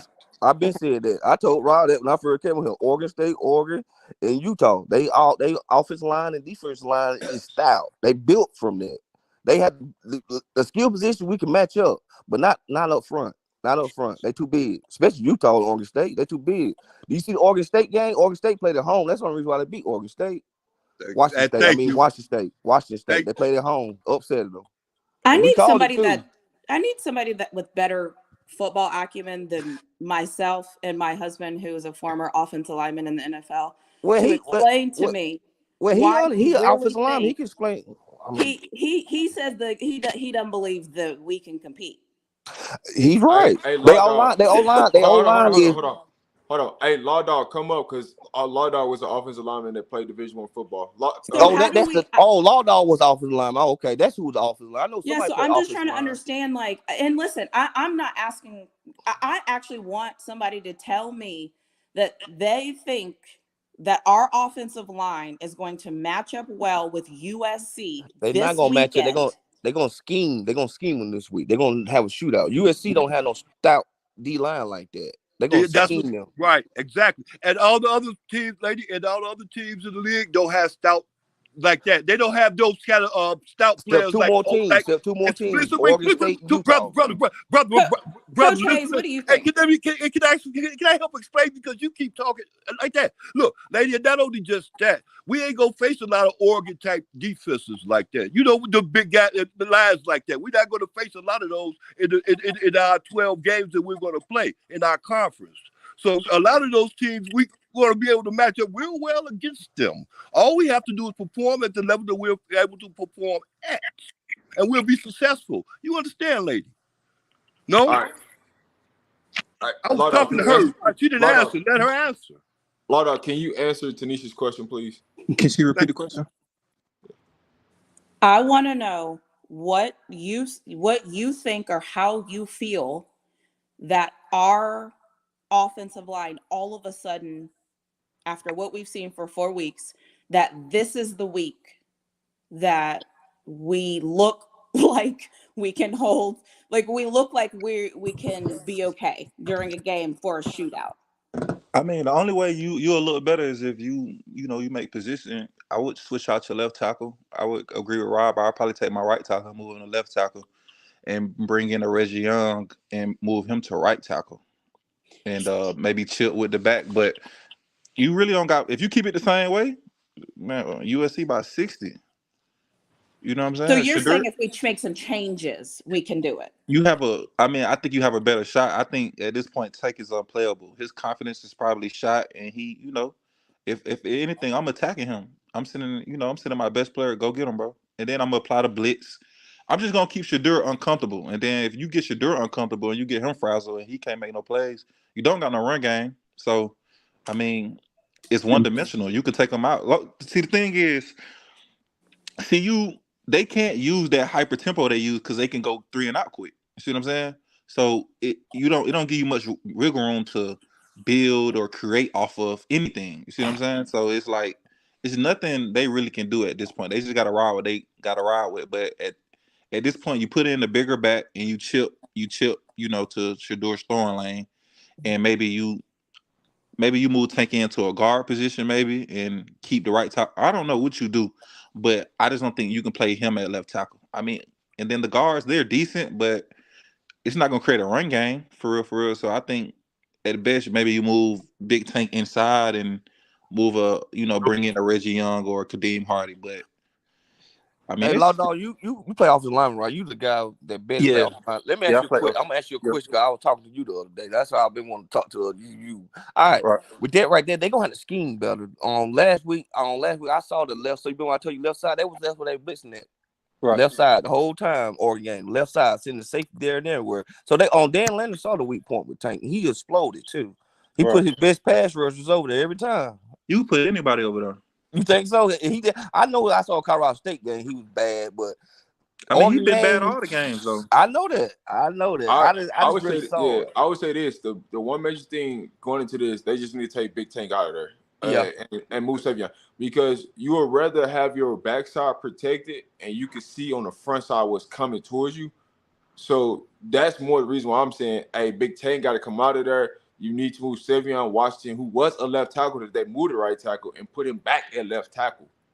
And then it's easy to plug in somebody at their right side, which we have the tackles. We have right tackles. The problem is we don't got anybody, a left tackle behind Savion. Not Savion, behind Big Tank. That's where the problem lies at. So those are the areas of what we really got to focus on. But let me get to this super chat, and I'm going to let y'all come right back, all right? All right, go ahead, Shout Rob. out to E. Walker. Don't know if this has been addressed already, but what do y'all think about Keyshawn Johnson saying on Undisputed about leaking about the leaks in CU's playbook to Oregon? That's gonna happen. Not everybody wants to see Colorado win. But go ahead, Coach. I was gonna say, can I be honest with you? Leaks and playbooks, guys, everything's on tape. Yeah. It's all digital, dog. They got 7, 8 different angles of each game. Yeah. I mean, they got GPs write this stuff up. You know what I'm saying? Like, I get it, but at the end of the day, you still got to kind of stop it. But I will go back to say this to talk about USC's defense. Remember too, and I think it said Law Dog, if I said it right, play. Yes, sir. You definitely know this. An even front is totally different blocking, totally different type of communication. Now they're going to see this odd front. Guys can be blitzing from all different angles. Guys can be coming, twisting, stunting, especially in this third front. It's not like the fourth where it's kind of, you kind of got your weak side A gap and the strong side B gap. Right. These third fronts can get stinking ugly, man. And if you can't pick up where it's coming from, you can't be on your back quickly. And Colorado has shown that they can't pick up the blitz. It's not really always just the D lineman. It has been a lot of the time. But, bro, look at the perfect mousetrap that Oregon set for them. They brought so much pressure. Shedeur saw it and tried to run, and they brought the corner right off the edge. Yeah. Didn't even see it coming. And that's just that's scheming, right? I'm not here to I don't those guys get paid millions of dollars. I get it. It's sports talk. You can always speculate who you want to be where. That's fine. I just come to pass protection. You may need to bring in, your 11 personnel, not 11 picture where you got Mikey out there split out wide. I'm talking about an attached tight end and a running back in this deal. And I think if you can protect him long enough, 2 can hurt you.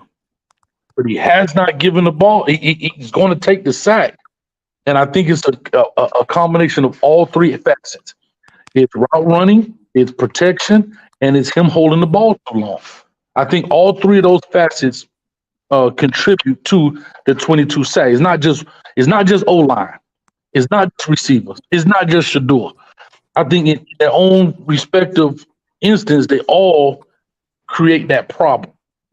And so that's something they got to fix, And I still think USC, USC will control the clock with the running game. That dude Lloyd ain't no punk, dog. And if he ever get missing, he can ride.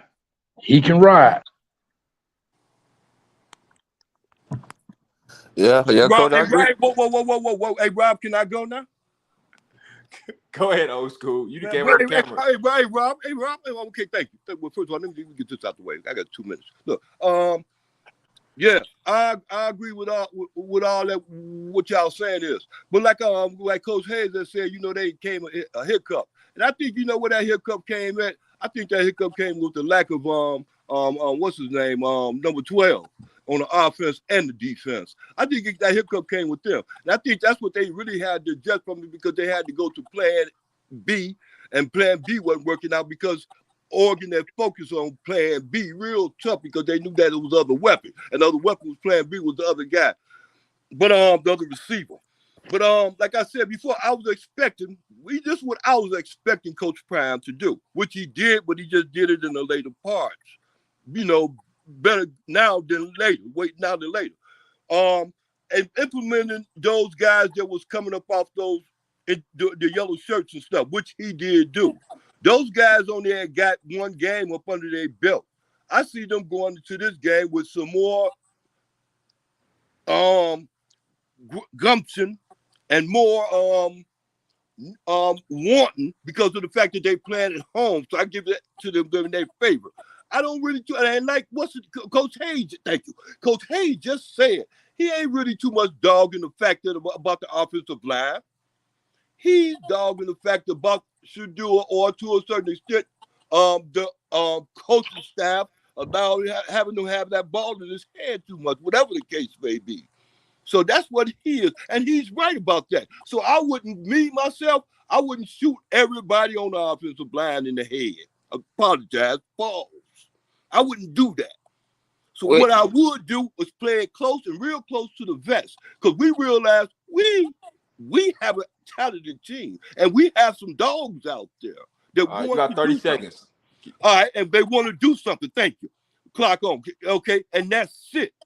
So it don't matter what we said. Fans on the outside don't change nothing, Coach Hayes. It's what they do on the inside to change everything. And like you said, we all know that falls on Coach Prime. We got Miss D Goddess in the building. Talk to us. Hi, everybody. I wanted to address you said Keyshawn Johnson said that the playbook was leaked. I don't think anybody addressed that. No, go ahead. You ain't talking I about it. missed it. Oh, okay. I just felt like Coach Prime's coaching staff has been compromised. But before that, I just feel like it's it's hurtful that he brought Sean Lewis on, and the agreement was that in order for Sean Lewis to coach, he has to bring Coach O'Boyle as well. Even with those two men, Sean Lewis is the better coach. I get that. But it's just that the more we don't see what great value they both add together. Coach O'Boyle is, of course, over the O-line, and the O-line literally does not stand up, protects Shedeur. So if Coach Prime makes a decision that with Coach O'Boyle, that leaves him with the decision to lose Coach Sean Lewis as well. And then you have Coach Kelly, who's best friends and with Bo Nix's family. And not saying that either of them leaked the playbook or anything, but that was just such a conflict of interest. So I'm just saying over the period of weeks, you can see how coaches interact with the players. I just don't see the rapport that Coach O'Boyle has with the players overall that Coach Prime tends to have with them. I see that Coach Prime tries to get in there with all of the players, but Coach O'Boyle is so cold.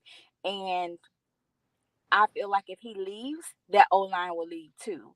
They tend to look more like him. I just have to go there. I have to bring it in. I know y'all get tired of me talking about black and white, but it is true. Tank needs to sit down somewhere. And I just feel like this is the time. I know Coach Prime leaves it up to the position coaches to allow the starters to start every week. But I just hope that he takes this moment to pull rank and say, well, I'm going to pick the starters this week. And I'm sorry, I'm not apologizing. I've been saying this for about a month now. Dylan has had his time to shine. He will never have another TCU moment. No team is going to allow him to score on them four touchdowns in the game from now on. He's had his moment. That will be his highlight for this year. So he's had his freshman moment. It's time for them to put the bigger running backs in. I don't know why they can't see that.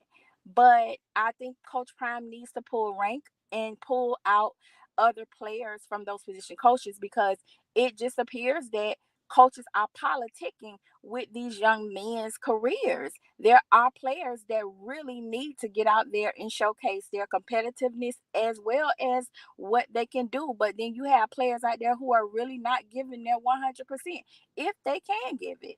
And I don't know, he needs, like I said that day, Coach O'Boyle, his job need to be on Indeed, because baby, I would have been putting that job out there. That's all I got to say. He Hey, been looking for a job. I would. Cause you made some valid points. Cause you right though. You right. Coach O'Boyle, he is like an odd member of the whole team. Like he don't He's fit more in. than odd. I'm trying very hard not to say what I think. I get you saying. I ain't never look at you. You just pointed out. Now he don't like he fit in with the guys or have no kind of personality. But I think that there's a couple of things here at play. I think if every single coach that coaches college football has a relationship with somebody else that coaches college football with somebody else's cousin, brothers, like that's the football. I don't want to say the male-dominated world of football coaching, but that kind of is the male-dominated world of football coach. They all know each other. They all have relationships with people. So I'm not worried about that, because I think they all know each other. That's how they get jobs. They call each other and say, hey, do you have a guy? I need a guy. However, I think what you're saying is an interesting dichotomy, though, because at some aspect, you don't want a team where everybody is the exact same. You kind of want diversity in behavior, because that's what levels everything out. However, I do think that Coach Boyle has came in and he's playing the guys that he feels comfortable with and not guys that we think should be playing. And so I think this goes back to what we were talking about at the beginning of this conversation. Is there something behind the scenes going on that we don't know about? They're never going to tell us because they don't have to tell us because this happens on every team, everywhere. Texas, I live in Austin. Texas is 4-0. I'm pretty sure they have things going on behind the scenes that we will never know. I'm just wondering, though, if somebody will step in and say, we've got to make changes at offensive line, because if everybody can see it, how can they not see it? That's my question. Shador said it. Coach Prime said He like, man, we can't keep. Shador said he like, man, we can't keep giving up these sacks like this, man. He said it. He getting tired of that shit, bro. So are we gonna do something, or like, are we just gonna say it? Like, when is Coach Prime interview with? Cause I want to hear his interview. I want to hear somebody ask him that. When is his interview? So can I? Go ahead, Coach Hayes, and then I'll answer that question. Say this quickly, like, I know and I see it too. But I think you're breaking up, Coach. You're breaking up, Coach. I'm sorry. Can you guys hear me? Is that better? Is that better? Yeah, that's better. All right. What happens is in a case like that, we see stuff, and again, we're looking on the outside looking in, but I guarantee they have nobody else from a talent perspective. Right now, there is some favoritism in coaching in the sense, everybody likes somebody a little bit more than the other. However, that is good or productive as Tank, as was it Van Wells and those guys. It just looks bad when it's compared to. If they had better, they probably will put better in that sense. I have to just be very honest. I said that Tyler Brown was a big blow to this program by not having him in there. No, it's not. We got this. Well, look what the hell's happened. That's almost like having another injury, right?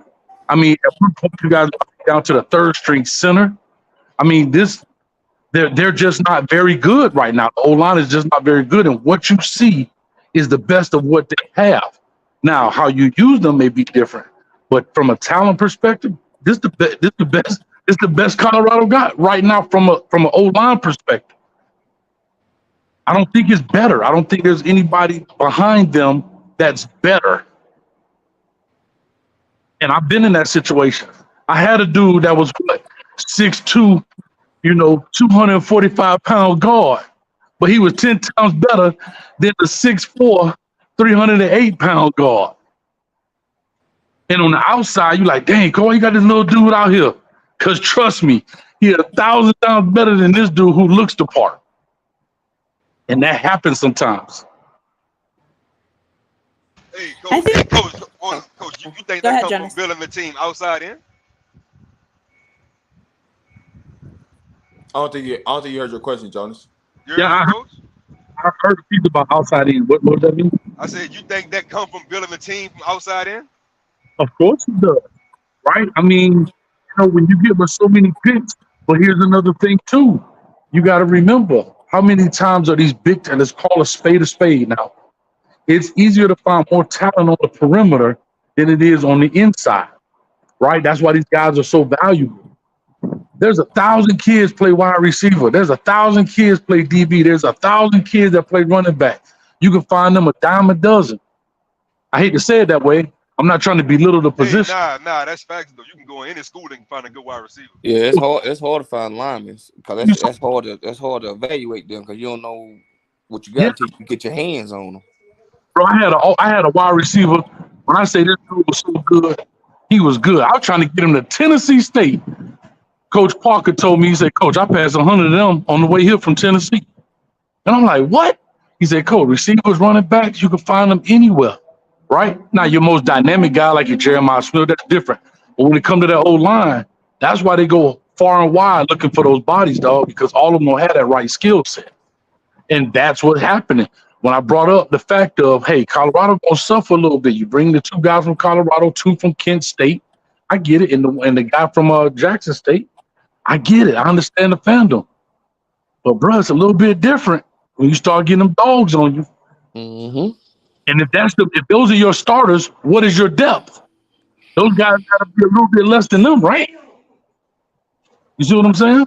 If two guys from Colorado, two guys from Kent State, and a guy from Jackson State are your starters, do you think the guy from Georgia or the guy from such and such is not as good? Who are the backups? Where do they come from? What schools do they come from? Sometimes that stuff tells the story. And these just may be the best guys they have right now. And you got to find a way to scheme around them. But listen, man, I'm gonna keep listening. I gotta get back to this JLB, man, for the RIE me up in this joint, man. I had to go work for Rob, man. So I'm gonna holler at y'all, man. I'm gonna still be listening. All right, coach. Go ahead, Mr. Nisha. I just think everything we just said just goes back to my original question. What are we going to do with this offensive line? I think we're going to start a prayer circle. We are going to hope that there is talent on the bench. We're going to hope that they make some changes, and we're going to hope it looks better this week. I mean, what else can we do, right? Like, I mean, the season's in, week 5, game time, games on Saturday. I mean, here we are. I mean, I don't know what else there is to say about this. Like, it just seems like we have to hope again. And then it seems like we're doing this every week.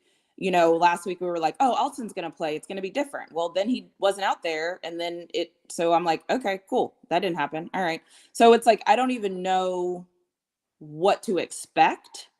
So I don't even know what to say, because it seems like everything we thought was coming, some of those things didn't come. So I'm like, okay, let me see what's going on. Let me just take a step back. Let me not have an opinion, and let me just see what it looks like. That's smart. That's smart. I mean, and this to the standpoint, right? These coaches are gonna make adjustments, and what we see and who we think we supposed to see, those people, you know, is either gonna give them opportunity or not, right? Is the USC game to get them opportunity? We don't know. And so it's all speculation, right? I can tell you, what I seen at practice, this is who I would start. Then the coach can come out and be like, well, I'm not going to start this person. Why not? You know, and so at some point, you got to start to mix something up. On this offensive line, we got to get somebody else an opportunity. And I said this like a week ago, right? At some point, you got some brothers that's sitting on that bench that's dying to block for Shedeur Sanders right now in the game. They can't do no worse, Rob. That's how I look at it. We gave up 21 sacks in 3 games. They can't do no worse, bro. 21 sacks. That's what I'm saying. I know they can get a left guard somewhere. I know it's a left guard on the team. Take out Jack Bailey. I'm telling you, if you make this just one small minor adjustment, things will change. If you literally put Savion Washington at left tackle, like I've been saying for over and over and over, if you put him at left tackle and you take Tank out of there, I don't care who you put at right tackle. They're going to be a lot better. Because most of the time, the pressure coming off the left side. And so it begs the question, why are you all telling us these people are coming? We have, like, I feel, here's the bigger picture, right? We all watch all the videos, right? Like we all see who we got. We all see, right? We watch them intently. We hear the interviews, and we're waiting for people to be back, and we're waiting for the moments, right? We're like, at least I am. Let me not speak for everybody. We're waiting for the people, right? What people? You say at the beginning of last week, like, are Louis finally getting on the field? All this stuff, right? You make all this big hype about it, but then we get in the game, and I'm like, well, where are they? Yep, I agree. So now, okay, cool. They y'all said at the beginning of the show, right? They didn't practice well or whatever. But cool. Let's just say that that's true. Yeah. They knew they weren't practicing well then when they said that. So, okay, cool. I'll even give you the slide, right? Get in the game. It's 35-0 at halftime. In my opinion, I don't know much about football, but I think I know enough to know that if your team is losing 35-0, the chance of them coming back is very slim. So all of those people that you said were coming this week, in my mind, that was the perfect opportunity to say, you know what, we're going to have a whole half of football against a team that is literally beating us to death. Let's just put in our Louis that we've been talking about is coming. Let's put them in. We still didn't do that. Okay. No, we did. But not all of them. No, not only just Who missed not him? I only don't not only just all of them. We didn't put him in at the right time. We Yeah, introduced that's it. something. Matter of fact, he was to a certain extent. Coach Prime was forced to put him in because they had already lost the game. Hold on, old school. They wasn't forced to put them in. They just waited till the fourth quarter to put them in. Bro. You see what was the score in the fourth quarter? What was the score in the fourth quarter? I'm talking about in the third, though. Why didn't they put them in the third? Yeah, and so, Miss Tanisha, I agree with you a point 1,000%, right? And I said that at halftime, I'm like, man, listen, if we're gonna go out and take an L, you might as well let people come in there and get valuable reps, because those reps can translate to a practice. Those reps can translate to another game. Right. You want to end the game on something positive. But if you're not, what's the point of dressing if you're not going to get an opportunity to play? Right. That's my point. Like that was the whole point. And right. and Coach Prime, I'm sorry, lady, please forgive me. Coach Prime didn't do it. He didn't do it. He introduced that same level of what he was doing with, thinking he was going to run through it and do it like that. No, because Oregon ain't got that type of players like that allow something like that to happen. So he was thinking out of bounds. And then I'm gonna go right back to this, Rob, and let me say it like this. Look, remember y'all was making them acquaintances about Kamani and the things he did, especially with the dude based on the fake punt and stuff like that. That comes with player knowledge and understanding. Only way you're going to be able to bring that out, you out on the field. Why he had to bring special teams? Why he's playing on special teams? I definitely should be playing the goddamn way he's supposed to be at. What the hell you got him on special teams for? If he ain't good enough to be, why is he on special teams? If he ain't ready. He's been on special teams all season. Hey, well, look, that's both. We getting beat in the backfield. Now we get beat. They have to get rid of. But he was smart enough to tackle the guy that had the ball. He was the first one to him. You had him in that situation. You trusted him then. His abilities. Go ahead, Mr. Tanisha. I'm sorry, Mr. Tanisha. I love you. It's okay. Like, first of all, I just want to say, and somebody please correct me if I'm wrong. I think that the reason why they have him on special teams is because I think everybody starts there and they're trying to see what he does have.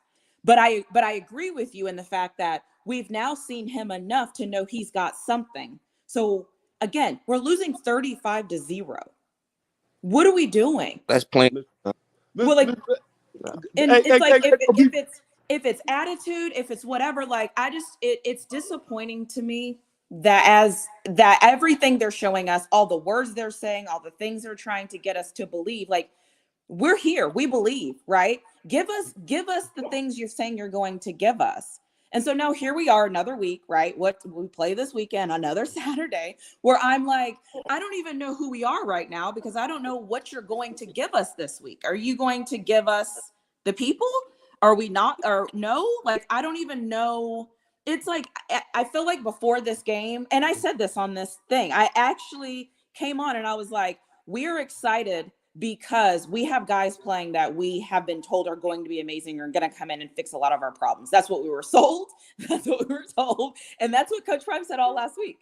Then the game starts and I'm like, oh, okay. What are we doing here? So Ms. Tanisha, to go to some of your points, right? And I agree with your points, right? When you look at that game, if you go back and really watch that game, when they started substituting players in, the defense looked lost. Like nobody looked like they was on the same page whatsoever, especially on the defensive side. And normally when you bring in players, you're either going to or somebody coming off an injury, and they supposed to be a big time impact player. Majority of the time, you're gonna start that player, so you're not bringing in that player in key situations and key downs and making the call, and they never been in that situation with the team. So you take Juju Mitchell off the field, you put in Bentley, and you put in Ham. Gant. They put in Gant first before they put in Ham. Well, Bentley and Ham is never going to work. I don't know how many times I have to say it, but anyways. But then check, right? So say they put in Bentley and Ham, right? Then they changed in corners every 5 seconds, so there's no consistency right there. Then you don't know, and then they got DeMar Kennedy at outside linebacker and he covering in space. We ain't did that all year, but now he's out covering in space.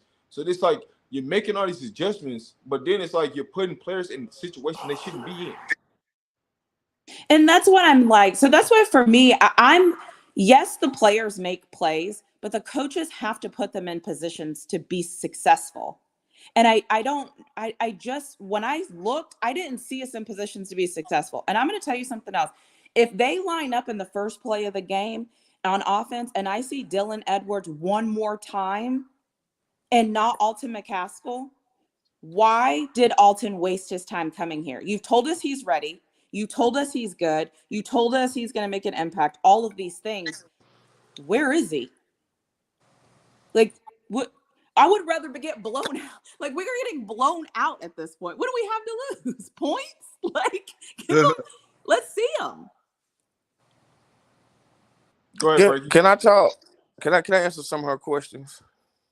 Yeah, yes, Miss Snitch. I'm answering some of your questions. I'm gonna go back from last week when you said they time is up. Do you remember you told me they time is up? We need to move on. You said it last week. That's one of them, Dylan Edwards. Like you said, 4 touchdowns first game. He's not our type of back that we need to trouble offensive lineman. Like you said, you need big backs, right need smoking. This is where I'm at in the office. But can you hear me? Yeah, we can hear you.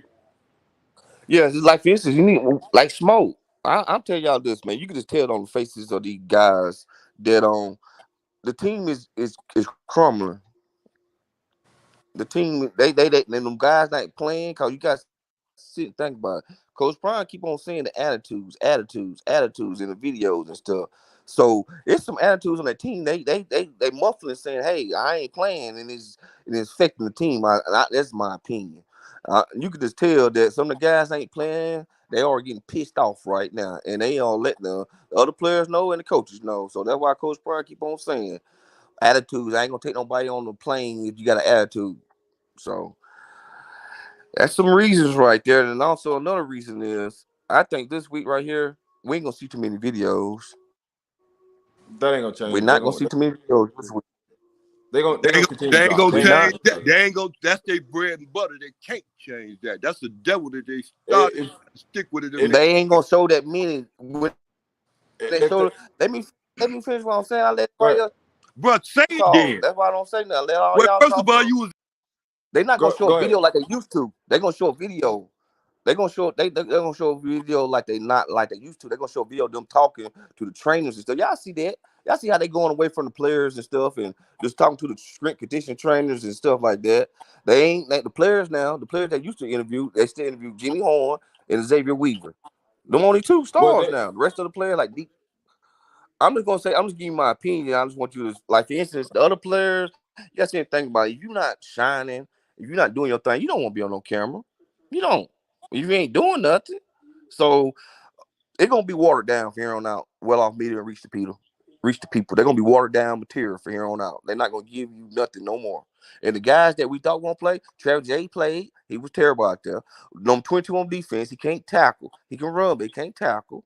Okay, the receiver, Artur McCollum, he can catch, but he can't run or something. Something wrong with him. So them are 3 lose that we was talking about that we want to get back out there, and they went out there, and we saw what happened when they was out there. So I'm done with that. That's my question, Ron. Because you saw Travis J, you saw Go ahead, Frankie. Finish your point. I said you saw Travis J. Travis J was out there on defensive back. We can't let him play no cornerback or no man. He'll cover 2 corner. We explained that. Him and Jacquez cover 2 corner. I'm gonna ask you this: when Jacquez caught that listen, old school. Jacquez caught that interception. He was playing a trail technique. You saw that, Rob? When I was telling you, he's too big. He's too big to run with him. He got to play a trail technique. See, now USC, they got these fast guys now coming in here. So now I'm just waiting on the game plan. I don't know what game plan they can use because Travis Hunter is a big blow to this team. And that's the main X factor.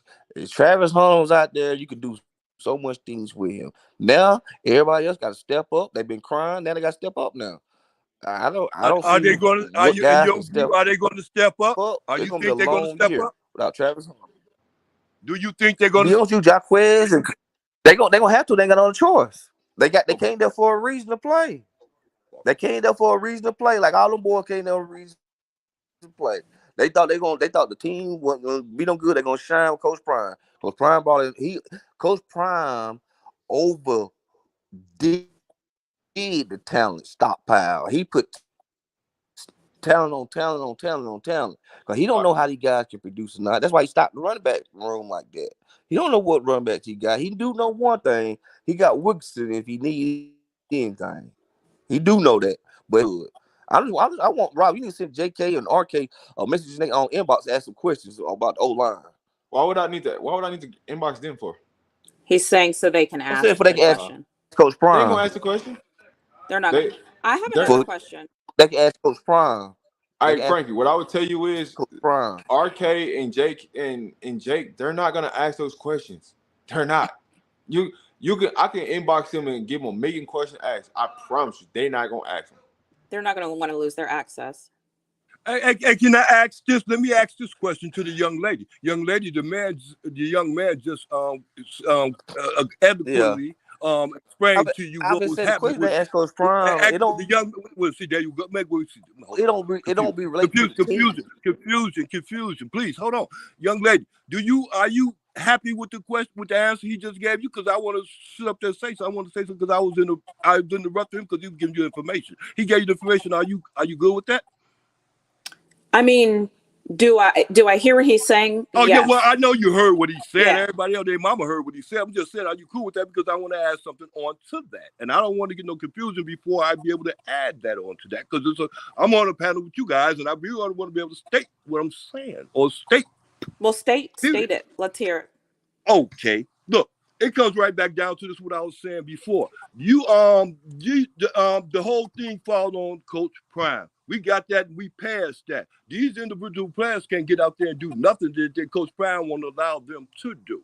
So it ain't like we the worst team in the world or the player that Coach Prime had wasn't going to work out. If anybody, Coach Prime is in his own way. We'll see how long he's going to continue to stay in his own way. So, matter of fact, and he got something to lose because that's his son, and I'm sure he don't want his son out there to get killed. Anyway, get hurt any way, shape, or possible. He don't want him to stop to break a shoestring or nothing. So he's going to do whatever he has to do in order to remedy that. If we as a people, as fans anyway, see what's happening, and you think he don't see what's happening, I see changes. I see changes coming. And they supposed to have came last time when they were supposed to have came. I don't know why he's so late with them. But actually, I see changes. If not, there ain't going to be no changes. I don't see his son stand out there a long period of time. And I think he wants his son to finish out this season. So I think he's going to take it that way. All right, old school. We're gonna let Miss Tanisha talk. All right, go ahead, Miss Tanisha. I guess my next question and point, and I want to see if anybody else agrees. I've thought since the season started that Trevor Woods is playing because Trevor Woods stayed, not because he's the best. But if we bench Trevor Woods as a safety, does our defense not get better based off of, like, Travis J, I think is supposed to be a safety, if I'm not mistaken. Roderick Ward is there. So doesn't the removal of Travis J immediately give our defense a jolt? Because I'm telling you, I looked at the screen at one point. I saw Trevor Woods, Ham, and Bentley. And I knew nothing good about to happen out of that defensive set. But if I can see that at home, I'm assuming somebody else can see that. So then my question becomes, what is Trevor Woods? What is his point? Like, what are we doing? I don't know what we're doing, right? And I keep asking this question like each week. Like, when are you guys gonna give Rod Ward an opportunity? Because he is a playmaker. He's proven. He's like, at some point, right? I know Trevor Woods might be taller than him, but let Roger Ward go out there and make plays. And when we start, the real question, right, is as much people they rotated in, right? They didn't even play Breelove, and Breelove was healthy. They didn't even play Breelove, right? And my thing of it is, if the injured players didn't play, what does that game look like then? It's just, yeah. It's just I feel like when we look at this, we know the players, they know the Yeah. players. It's almost like we're just missing something. You Yeah. know, it's like somebody telling you a story and then they forget the plot and you're like, "Wait, what? This doesn't make any sense." I feel Yeah. like that's where we're at. We're all trying to make sense of what we're seeing, but the reality is we just want to know why, like, I just feel like there's probably 3 or 4 people that I'm like, "Why are they not playing? What's happening?" My biggest player that I feel like why he ain't playing, I just need an answer. Nobody in the media in Denver will ask these questions. Why is Roger Ward not playing? Somebody gotta explain something to me of why Roger Ward ain't playing. Because I don't get it, right?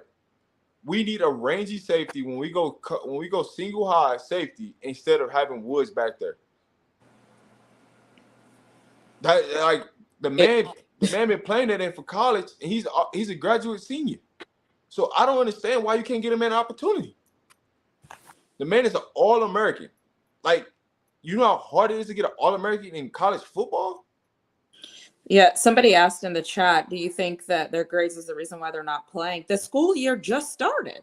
No, it can't be grades. And it just started, like, the school year just started. Well, the other thing is too, right? Like I've said, it goes back to this whole thing. Like, you're getting players in, you're telling them they're going to get the opportunity to play. You're telling them all of these things in recruiting. We're excited. Like, and now what we're seeing, I feel like, is not what we saw and what we were told. And that's my thing is what's happened? What is going on? I wish somebody black had a media pass that can walk in there and be like, "Hey, Coach Prime, I have a question. Is Roderick Ward going to play at all this season?" Like, I mean, and honestly, like, they ain't. Hey, I don't know if somebody from CU watching right now, but I promise to tell you this right now. If somebody from CU is watching this, I don't care if it's a player, it's a coach, it's somebody in the media department. I promise you right now. Y'all allow me to come out there and ask Coach Prime some questions, y'all gonna get some real answers. And there ain't gonna be no BS. We gonna really talk about football. And I think, well, I know the media up there are scared to ask Coach Prime real football questions. They ask him everything outside the box, but what you seeing on the field?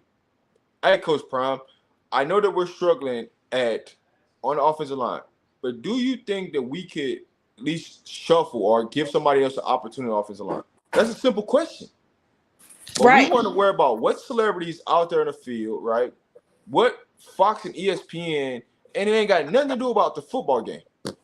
Or what this coach or what that coach said. All right, cool, I get it. You want to ask about that. But let's talk some football. And let's really understand the mindset of what Coach Prime really thinking. But we're not asking that, so Coach Prime really ain't giving you an answer. I also want to say something because I see the chat. My comment isn't like, I think people see Trevor Woods' interceptions and just believe that he's really doing something as a whole. And what I'm looking at with every single player is the entire game. If you make a big play, fantastic. Thank you for the big play. But if you don't do well on 78% of the other plays, I would rather not have that big play because that means that you were there because you're supposed to be there because the coaches put you there. The hope is that somebody coming off the bench is also going to be in the same spot you were based on coaching. That's football. So my hit on Trevor Woods, he can have the game-winning interceptions if we want to call it that. But why did they score touchdowns to begin with to make us have to have his interceptions? Is my thing. Also, just for the record, multiple things can be true. We can also, if we look terrible, period. When you look terrible, you make changes. And you started this show by saying nothing is off limits. So if nothing is off limits, we need to be talking about every single player's backup that can get a chance to play. What did this say? Yes, Nisha, you're correct. But like Rob says, when the backups get in the game, it's obvious the team chemistry drops, like when Dawson. But I agree with that, though. And if that's the case, then that means we're not practicing correctly. So that goes back to coaching. Like, what are we doing? And then somebody said, why panic so early? It's not no one's panicked. This is football. Every team, every sports fandom's team that lost last week is having this conversation today. Yeah. College Okay. football and pros. Are you kidding me? The Dallas Cowboy fan bases right now is losing their crap because Dallas played like trash. This happens. This is what happens in sports. Like everything. I can tell you right now, everybody here in Colorado is losing their mind. Not just CU lost, but then Denver go out and get embarrassed by Miami. Come on, baby. Let's be real. Like, if we don't know nothing, then why you here, bro? Then why you here? If we don't know nothing, listen, we here to talk football. If you want to pull up to the channel, you can pull up. We can come talk about anything you want to talk about. Hey, Rob. That's what this show is. Hold on, old school. All right, go ahead. Hold on, old school. I know it. Go ahead. I'm interrupting. Go ahead. Hey, listen. My channel is available for anybody to come up here and give your opinion. I'm telling you this. I dropped the link. The link is there. You can pull up and you can have a conversation. I don't hide from nobody. I come up here, I talk about football. That's what it is. But if you think that it's like, man, everything has got to be this or that, you got to have a discussion about what the real issue is. And that's what the problem is. People don't want to have a real conversation about what the problem is or have a discussion. People know what the problem is. They don't want to have discussion. They want to sit up and talk about it, but they don't want to do nothing about it. Old school people. Here's the problem. Old school people don't know what the problem is because you're looking at it from your. Said what the problem was for the last month. We already been. Here's the issue. People don't know what the problem is, and that's why people come on and say any and everything. If you got an opinion, I'm gonna allow you to voice your opinion on my channel. You can come up. You don't gotta hide in the comments. You don't gotta hide behind the keyboard. You can come up here and say what you gotta say. And that's what we do. We talk football. If you got a problem with it, hey, it is what it is. But what are you're not asking nothing. Right. So what are you talking about? And we don't have to agree, right? Yes. Like Rob, you can say something, and we've done this before. Rob will say something, I'm like, I don't really agree with that. I'm sure I've said something that you don't agree with me on. Like, that's sports talk. Sports talk isn't everybody has to agree on the exact same points everybody is making. All three of us up here can have 3 different opinions, and all of us could be dead wrong. But we can still have our own opinion. That's the whole point. I also think that Fly High might be a troll.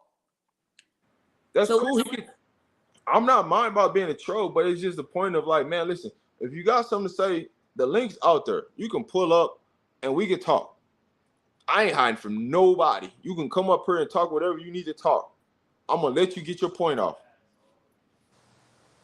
But he might be a troll. You're right. He might be a troll.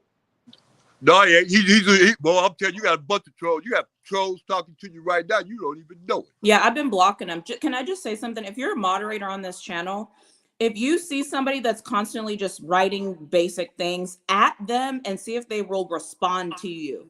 If they don't respond to you, they're automatically generating these posts and they're trolls. So just FYI, don't even engage with them. Hey, Direct Money, lawyer background for me, please. Yeah, Rod. That's why I'm gonna come. That's why I'm gonna tell you, Rod. These people in the chat troll, man. Don't worry about them, man. Oh no, it's good. Honestly, I don't worry about people trolling, but if you got something that you really want to say, you really want to talk about, then just come pull up. The link's in there. I know why you're not pulling up because you don't know what you're talking about. Hey, wait, Rob. Hey, can I get a chance to talk, Rob? Hey, I'm gonna tell you something. Hey, Rob, old school. You've been talking the whole show. What are you man, talking about? Whoa. First of all, Rob, you've been putting me in the background all the time, so how I've been talking the whole show. And then, actually, when I have conversations, I'm going along with the conversation. But when the conversation get to a certain state that you don't want to hear, then you put me in the background. And you said you give everybody a chance. Why you keep? That's the case. You do it just like because you see, there I go talking again, and not making sense. All right, old school. Let me say this. The reason why I keep putting you in the back and the reason why I keep muting you is because you keep over talking people. I'm going to allow you to talk and get your point off. But you keep Win. Hey, old school. I will put you in the back again, man. Relax. Hey, I'm gonna matter let of you fact, talk. matter of fact, Rob, look at before. Look at. Let me just say this. Can I just say this and then I extinguish myself? Look, bro, I've been kicked out better places. I've been kicked out better places. I ain't gonna mess with you no more. I ain't gonna. Hey, Rob, have a good day. Have a good day. Hey, Coach Hayes, you listening? Get me my money. Have a good day, Rob. Have a good life, Rob. And good luck to your show too, Rob. Thank you, old school. I appreciate you, man. Bro, it's like, man, it's like you've been talking the whole show. I've been giving you, and I've been sitting here chilling. Check this out, bro. Listen, I feel like Prime got to take more control of the game, dog. He sit there, he just be waiting, like he let them do their thing and let them do their thing. You got to take more control of the game. Like I was watching, I don't know if it was the Reach the People or one of them videos. They were getting on a plane. I heard somebody say, "Hey, pass the depth chart to Coach Prime." So obviously he don't even know who's starting. Because all his coordinators are the ones who. I don't like that. And that's why I said this week, when you look at Coach Prime, like, all right, everybody's job up on the thing. Everybody's job's on the line right now. And with that being said, hey, I'm gonna start controlling who's in, who's out now, because I'm giving you opportunity. It didn't work. We rotate. We doing too much. Now Coach Prime got to will it in. He's got to will it in. Hey, let me ask you something, bro. This direct money, bro. Can you hear me pretty good? What up, man? Yeah, so I'm gonna say this, bro. And I've been watching. I went to an HBCU. I played, and this is what I want to say. And I don't want to come off like it's a hater, but follow me because we watch football, and I looking at your channel, bro. You seem like you got a real unbiased platform. You know what I'm saying? So what I'm gonna say is, I think that the thing about Prime is Prime ain't did nothing yet. And every time when the level goes up, Prime get exposed. This happened at HBCU whenever he played against Central. He never won a national championship there. Not national championship, but the bowl game for the HBCU teams. He loses big games, bro. And the reason why I think I say, and the reason why I say it is, if you look at TCU, I'm going to give them a pass for that because everybody had them losing to TCU. But TCU should not have been ranked that high. They only was ranked because they went to the national championship last year and they lost 18 players. I think a lot of people didn't look at that Colorado State game and realize that really showed you who Colorado was. They are not a good team at all, bro. And they do have like good coaching and they do have good schemes. But that was an upset. Like Colorado State we thought they was gonna run it up on them. And I just think that people don't keep it real with, and this is what I'm saying. I had them losing a lot more games until, and I will say, just to keep it honest, I'm giving next year is where I really judge them. But they're really not a good team at all. And I think that that's why people are upset, because they're like, if anybody else did what they did against the teams that they did, they would not have gotten that much ranking and that much exposure. Now, if I'm wrong, I mean, you can say that. No, Go ahead. I was going to answer your question because I've been watching Coach Prime since he started coaching. I've been watching him since spring 22 and watching him throughout the HBCU on circuit that he done. And you're right. On North Carolina Central, half his guys left the team to D-tackle. And then also on the white tight end dropped on 2-point version. So that wasn't on Coach Prime all that game. That was on the players out there that couldn't stop the run. North Carolina Central. Coach Prime, big game. Coach Prime let the coaches coach. Y'all don't realize that. That's why he paid them. He said he surrounded himself. Coach Prime is a CEO. He runs the company. He's the face of the company. But he have different people in place to run the company for him. That's like Coach Flea is the assistant head coach. Did everybody know that? The run back coach? He's the man under Coach Prime. Did everybody know the hierarchy of Coach Prime's structure up there in Colorado? Like who coaches what? Who, like, for instance, what the hierarchy is, Coach Prime and Coach Flea. That's how he got it. But Coach Prime, he gonna be all right, fellas and gents. 93 this year, 8-4. Next year, 10-1 or 11-1 next year. Frankie, did you just say what did you just say? Gentlemen and gents? I said gentlemen and ladies. He definitely said that. I be Jonas, I have a question for you. I be forgetting. What'd you say, Frankie? forgetting you on here. I would say you are a special guest. You are the show sometimes. You see what I'm saying? But you be forgetting I'm on here. Like, give my credit. Yeah, that's why I say I be doing stuff then getting back on him. That's all. But I like your knowledge though, Miss Tanisha though. But yeah, I don't know. Be honest with you, it's a wait and see approach this week. Yeah. Well, Well, and I've you been. heard me? Nobody on here has pissed me off enough to make them call me Dr. Barton, so we good on Tanisha for now. However, Okay, well, Tanisha, however, it's a wait and see process. yeah, Jonas. Remember last week when you said you called me old? I did not call you old. Remember when you said, "Well, I don't know how old y'all are, but I'm only 35." You remember when you said that? Yeah, that was last week. Okay. I was just wondering if you remembered. That's it. I didn't have anything else to add. I was just wondering if you remember. Hey, we got CJ in the building. Talk to us, CJ. CJ.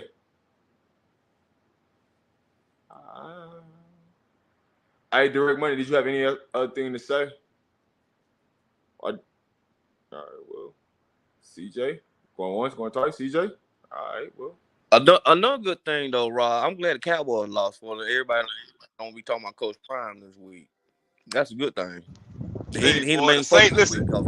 Boy, the Saints was up 18 points in the fourth quarter, man. Them people was going crazy now. Yeah, that's why I said they lost to Green Bay. That's why I said I'm glad the NFL took the pressure off Coach Prime this week. Because even if it didn't, the Cowboys didn't lose, Coach Prime gonna be on every TV station saying about this loss. I'm glad Cowboys lost to Arizona. Especially that interception by Dak. Man, They're having a field day with that.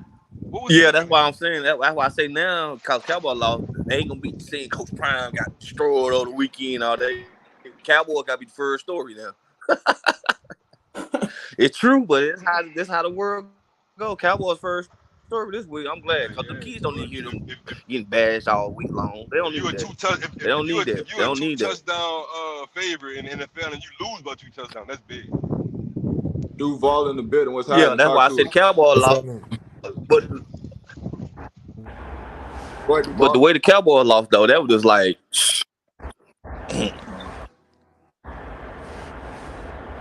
Hey, I got a question for everybody.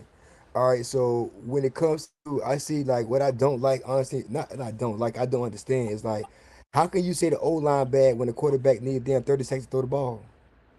Man, listen. I was just about to say the receivers also too. That's why I say it's a whole. Now, the receivers, when he got sacked one time, or he should have handed the ball off against that game, but he kept it and got sacked. Bruh. That shit was open. Bro, Shador, for 3 of them sacks was Shador's fault, bro. Exactly. He had a bad game, bro. Like we ain't saying he played perfect. He had a bad game, but so is it a bad game or he gets pressured on 40% of his drive. He gets pressured. That's the highest in the world. No, I'm gonna say this too, bro. He get tired of hitting, man. He get tired of getting himself hit. He tired of hitting. I'm gonna say this too, man. I think Shador playing daddy football too, though, man. Who are you telling? I think no. Don't stop me right there. No. Hey, one at a time. Ain't no daddy One at a football. time. What? Explain. I want to hear this. What you mean by that, bro? No. Do I got the floor? Because he said one at a time. No, go ahead. You got the floor. You got the floor right now. All right. Like, this is what I'm saying. If you look at it, Shador, even with his yards, bro, he is throwing slants. Anytime you've asked Shador to throw that bitch more than fucking, I'm not cuss, but throw it more than 30 yards, they have been bad balls, bro. And because I really watched the game. Go ahead. I got a question for y'all, man. All right, so I know me, right? I watched the games that Oregon played against everybody else, right? Every single quarterback ran the ball to be productive, right? Why you ain't running the ball, son? Like, the pocket there, don't be scared. Go. Sometimes you got to run the ball or throw the shit away. You can't just sit back there and wait 30 seconds, man. You're going to get sacked every time. It's just playing football. That's I don't what care if you Texas play football Tech 10 did. years or not. Huh? No, I'm agreeing. I said that's what Texas Tech did. Exactly, man. No, even Hawaii. Little dude run the 8-12, still running the ball again at least 5 yards. You can't lose 10 yards. And then the defense wise, you know, like I do believe, like I'm happy that number 8 got me game and finally got a turnover because he's been on the bench for a while. You know what I'm saying? But he was hurt, but he came in. But you gotta think, man, if Coach Prime is a secondary Hall of Famer, you can't tell me that you like 7. You can't tell me 4-3 good to you. If not, why you ain't coaching their ass up? This is what you do, right? All right, so Where am I yeah. tripping? So Nah. direct money. You right, fam. You right, bro. You right. So direct money. They want you to explain what's daddy ball. Pause. Put it like this. Pause. Put it like this. Put it like this. When I'm saying by that, which is not necessarily a bad thing. Like look at it like a coach's son, like in basketball, like right. So like pretty much like let's say your coach is the point guard. Like your coach is gonna play around stuff that's necessarily not best for the team, but it's best for Shedeur. You get what I'm saying? Like I say, they are good for the first 3 games. All he's throwing was slant routes. That's it. That's all they've been going to is slant routes. Now, when Oregon, just like my man said, when Oregon sat there and said, "Oh, we ain't even worried about y'all run. We ain't worried about no handoff. We just gonna straight play this. We ain't worried about nothing else, and we gonna take that shit away from them." Shedeur looked terrible. He looked, and this ain't the first time this has happened. Like the person who was watching it before, this has been a recurring thing. If y'all have followed them, Yeah, I would say when he get pressure. Yeah, I'm with you. yeah, Keep going. yeah. If you watch them against Central did the Yeah. same thing He because hold the ball everybody too said long. he don't got an arm. He don't got an arm. Nah, I So can't so say that now. He no, got an no, arm now. but He I ain't got going an that arm. far. Say he ain't So got an arm. just because he can't throw the ball 80 yards, don't mean he ain't got Yeah, an arm. I would say you going too far now. Talking about he ain't got an The arm. biggest thing about What you Shedeur saying? is Hold the accuracy. ball Is his though. point, man. Yeah, his He's accuracy very on point. accurate, dog. He's very accurate. He got good accuracy, man. He does a good job, but bro. how hard is it to have an accuracy on the slant? It's very hard. You don't That think shit so? hard. I'm Quarterbacks don't asking. throw it I'm behind them asking. and stuff. You gotta Did throw you the watch? speed Did, too, bro. You got did you he's watch throwing the the ball to NFL this speed weekend? as well, bro. Because You know what I'm there's saying? Like, the NFL this weekend, they could barely make those throws. Yeah, often. I I was mean, just they about were to say terrible. that. This weekend, those quarterbacks were Yeah, I would say this terrible. weekend wasn't a bad game. Yeah, this is a bad game for Shedeur this weekend. The whole team. This ain't no Exactly. O Yeah. line. Whole Okay. team. The whole team just got their ass whooped. Let's put it like that. Ain't no O line, D line, secondary, receivers, DBs, quarterback, coaches. Oregon kicked we got a their ass pick and sent them today. back We to got a bowl. pick though. We got 1 pick and 1 sack. Who? Yeah. Which one? Oh, you talking about on JD and on We Quiz? had more than 1 sack. We had 1 interception though. But I'll say this on Shedeur Sanders, right? Shedeur throws an accurate deep ball, but if he ain't got time to throw it, you know, it's a lot of quarterbacks that won't Right. be accurate throwing a deep ball. Like, let's just be real. Right. And so when you start talking about daddy ball, right? Pause. When you start talking about that type of stuff, right? Is it really on Shedeur or is it on what's being called? Because he can only go off of what's being called. Because it's not like Shedeur Sanders is getting to huddle these players together. There's all this stuff that Sean Lewis is calling off a play from the sideline. Everybody's looking on the sideline. You could tell Shedeur, like, man, I don't agree with this play that's being called. And he want to check to something else. But he's trying not to show up Coach Lewis because he's reading the defense. He's seeing one thing, and Sean Lewis is seeing something else. And so there's a disconnect with what we should be doing to what we really need to be doing. Yeah. Shedeur is a smart freaking kid for, you know, his age, his maturity of quarterback. He's really smart. He understands what we should be doing. I can tell you right now, Shedeur is probably telling him, like, listen, man, I don't want this dude blocking me, but for some reason, Coach O'Boy got this dude in the game still blocking for me.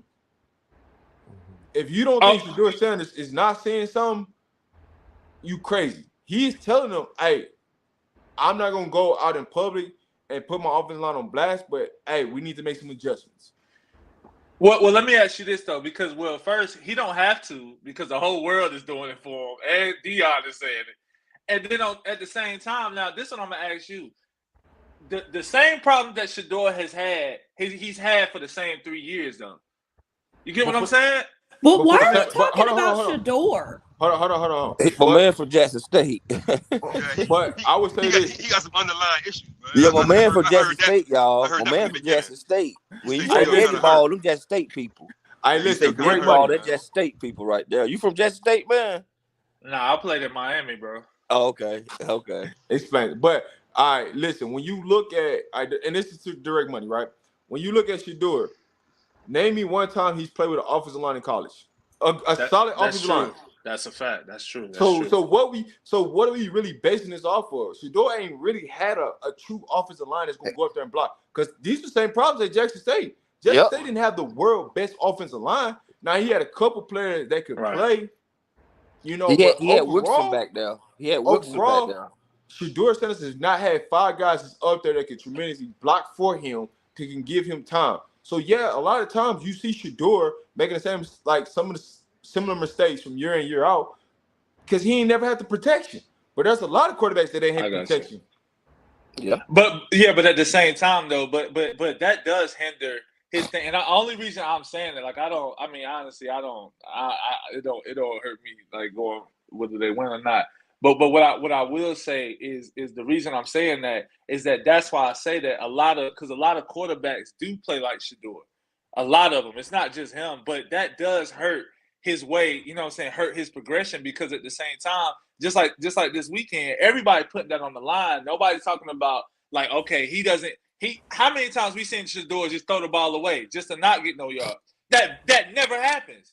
Because at the same time, it does go for stats too. It does go for stats, but but to go, like, I will agree with you though, my man at the top. You are right, because he hasn't done that. That really does hurt the team too. So, like I said, all them sacks won't just because of the line. He runs when he's not supposed to. Sometimes he holds the ball way too long. He misses reads. You know what I'm saying? And like you said, I mean, well, like somebody else said here earlier, like, nah, it's a whole learning thing, especially with what my man said about him running, because Oregon left that whole run for the man. He could have did what he did in that third quarter all game long, bro. Exactly. Let me ask y'all a question. We forgot about what happened to Jimmy Horn, them guys, the receivers guys. Did they get locked up Saturday? They got locked up. Hell yeah, they did. They ain't seen no athletes Nobody like ain't that said before. nothing about that. Our receivers got locked up. Them boys ain't seen no athletes like that. That's why I'm saying them boys got locked up. That's really what it was, y'all. That the talent level is higher. When you beat the first 3 teams, those are high school teams y'all beat. You know what I'm saying? You almost lost to one. About it. I ain't saying high school teams. I'm saying they ain't the top 10 teams. They ain't the top 10 teams. Who? I'm talking about Oregon is the top 10 team. That's what I'm saying. Oregon. Colorado State was a mid-major, bro. Yeah, that's why I'm saying that's Group 5. So that's why I'm saying the level. We should have saw the level of competition on Colorado State. Like, damn, we really having a dog fight with them, but that's a rivalry game. You don't look at it that way. But Oregon, though, what was our receivers that get open? That's why I'm gonna go back and watch that there. Question: so if they come out this week and they play hard and they win, or if they lose it but they lose close to USC, then what's going to be the narrative? Because USC was in a dogfight with Arizona State, so it's like we miss the fact that all them people out there on the field are hungry and they want to win. So if the quarterback is having a lot of pressure and you got people down, either, bearing down on him or down at his knees, how is he going to throw an accurate ball? And it's not that the wide receivers is getting locked up. It's a lot of things at play. Does he have time? He has a read. It's like we looking at the game, but we don't really understand the game. And then another thing, I'm gonna say this, so I'm gonna get off here. Another thing, that Dan Lanning is a good defensive coordinator. He won championship with Georgia when they was good down there. He started Georgia on their path, Dan Lanning, so that's why he got the job for Oregon. So he had a good game plan for CU that day. That's all. That's all it comes down to. Oregon was a better team, better coaching staff. They just beat their ass. Come on, man. Come on. Listen. That's it. They just beat their ass.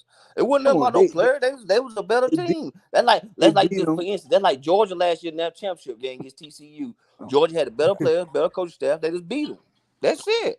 College football, if you got the terrorist team and you play the best team, you're gonna see it. All right, we got some new people in the building. Go ahead and go ahead and finish. Out of my mind. My bad. I was just saying, it seemed like people seesaw back and forth. Like a lot of things like they had a very Georgia had a very look at how many of the NFL players are in, look how many people in the NFL right now was on that Georgia team. Like the Philadelphia Eagles is the Georgia Bulldogs. You know what I'm saying? And I'm talking about first round draft picks. So how much Dan Lanning got to do? He inherited a historic organization. Not taking anything away from him, but he like inherited that team. Could he have done what Coach Prime is doing in Colorado, or what Jay Norvell is doing in Colorado State? Could he have done that in Colorado State? You see what I'm saying? Like, this is what we got to look at. That's what I'm saying. Like, come on, bro. Like, we not really seeing the big picture about what's going on in the sport. It's still a business. That's all I was gonna say. Yeah. Salute to you. Old man 33, talk to us. Can you hear me? Yeah, we can hear you. Yeah, honestly, I think you guys are overreacting a little bit. You got to understand, like, even TCU lost to Georgia in the championship game. They got blown out. This is just one game. I forgot who said it, but yes, Oregon was just a better team. Outside of everything else, they were just a better team than Colorado. And they should be. Colorado started from scratch. They have a brand new team, brand new coaching staff. We're just overreacting. All right. IT Harris, talk to us. What's good, Rob? I've been watching you for a minute. Thanks for having me on the show. Salute to the chat. I think I don't have a problem with the players. I think we have enough talent to get it done.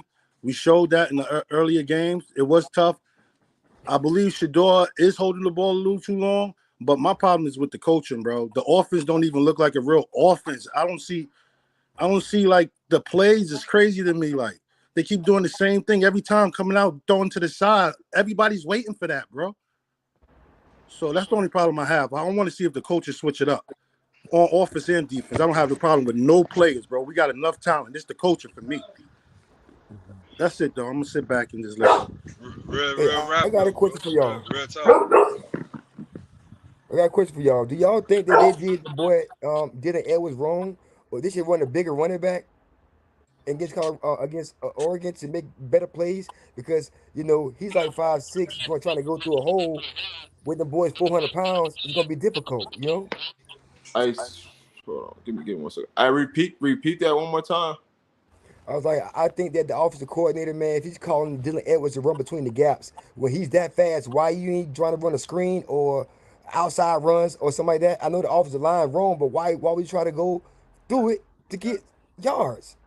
I don't know. So I understand my man saying that it could be the coaching. Goddamn, it could be. I agree, because what is he gonna do? He's barely able to block the blitzer, barely. And it's like, and when he does it, it has so little impact that the blitzer is able to jump up and still tackle Shedeur. So it's like, that's what I said at the beginning of this. I think our coaches really need to take a look at what they're putting out there. And they need to ask themselves, are we putting our team in the best position to be successful? And if the answer is no, what are you going to do to fix it? If the answer is yes, they should be fired. Wow. For me, they're not showing no variety. I'll say this: practice Tuesday and Wednesday is gonna be high intensity, and if you ain't got it, don't worry, you ain't dressing up. Say when Colorado won the toss and deferred and gave Oregon the ball, Oregon went down and scored, and we came out and went 3 straight passes, the game was over with, bro. We was done. Well, I always said this: the game was over after that fake punt. It just demoralized. You could just see it in their face. Nah, bro. Once you come out and go 3 straight passes in less than 30 seconds, you cook, man. You cook, bro. You not gonna beat them people up there in the track. But just think about it though. They think that shit is gonna work. It's only gonna work in Boulder. You can't go to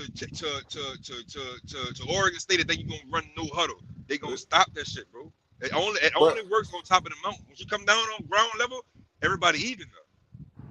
But Jonas, here's my pushback to you, right? When I say the game was over after that after that fake punt, they get the ball back at middle of the field. They put points on the board. That game is completely different.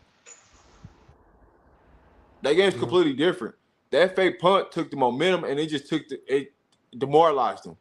And you could just see it on the player's face. After that fake punt, they should have called a timeout and regrouped. They didn't. They just let Oregon go down and score. And that's when you knew the game was over. But to say that the game was over after that first 3 and out was crazy. The game literally was over after that fake punt because they knew, see you get that ball and go down and score or at least put points up on the board. You're giving, like, that game changes completely different. So I have a question. What do we think, like, if we could make 2 changes, right? Like, we're fans, we don't get to make any changes, but if we could make 2 changes for this week, what do we think those 2 changes should be? I think everybody already know mine, but I'll let everybody else talk first. Alto and Carmani. Fact. Number 1. So you think switching Alto and Dylan, and then who's Carmani playing for? He's the number 2. He's the number 2 cornerback. Okay, so opposite of Cooper. Last week they had Jaquez starting, so I would start Carmani over Jaquez. Okay. What about 3? Well, he would be opposite. Three's the one right now without Travis Hunter. Right? You mean the 3rd corner, or you talking about number 3 who gave up 10,000 touchdowns? I'll say this.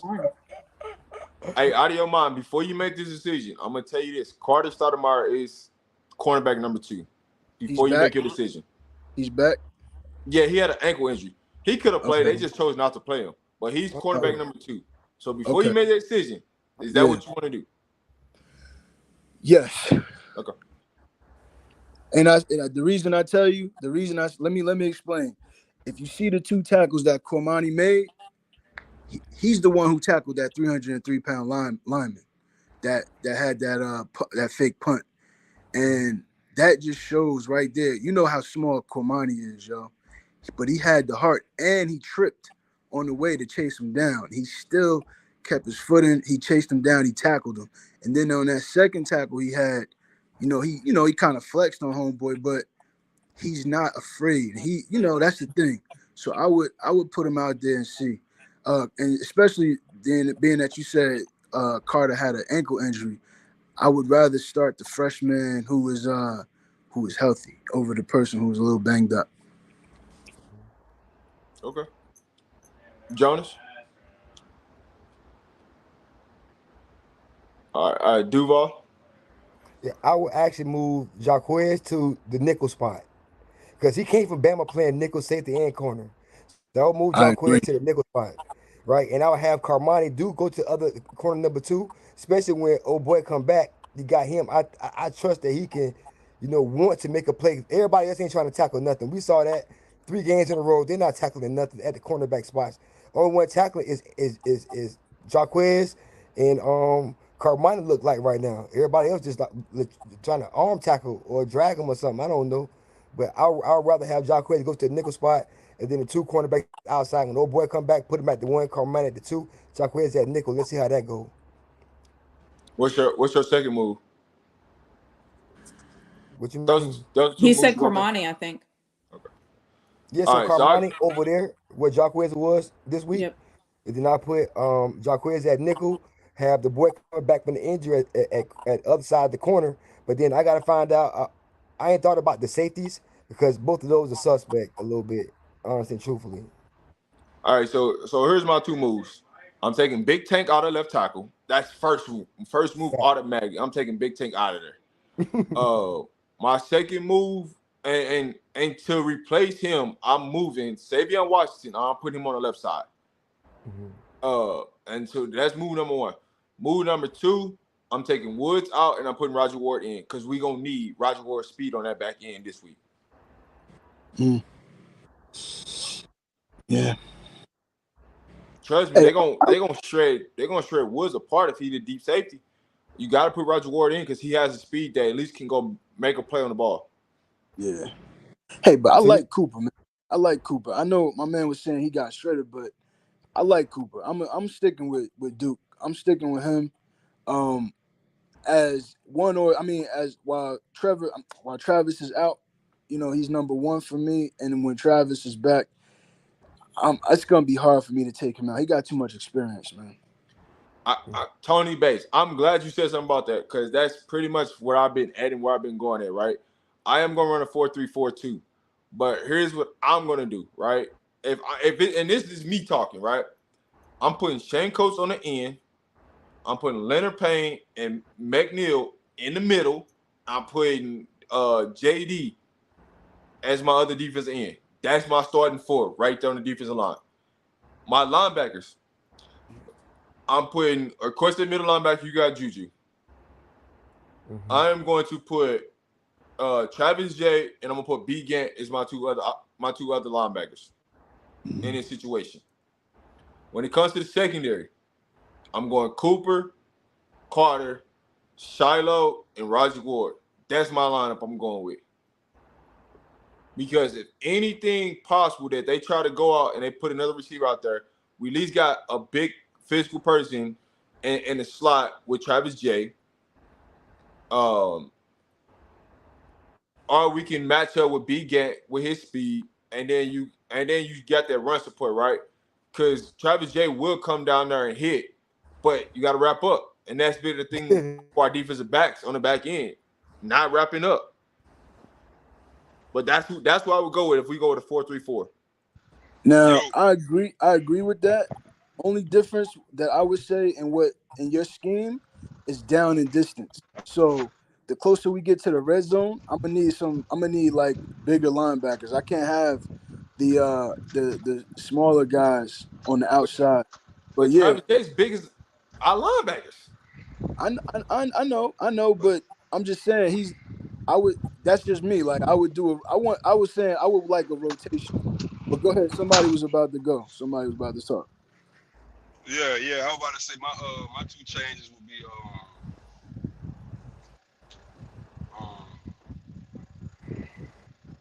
I put because I haven't seen Rod Ward play, but I have seen Jalen out there, and he be running around, dog. So somebody got to be better than Trevor Woods, bro. Number 31. That's why I'm saying go 8.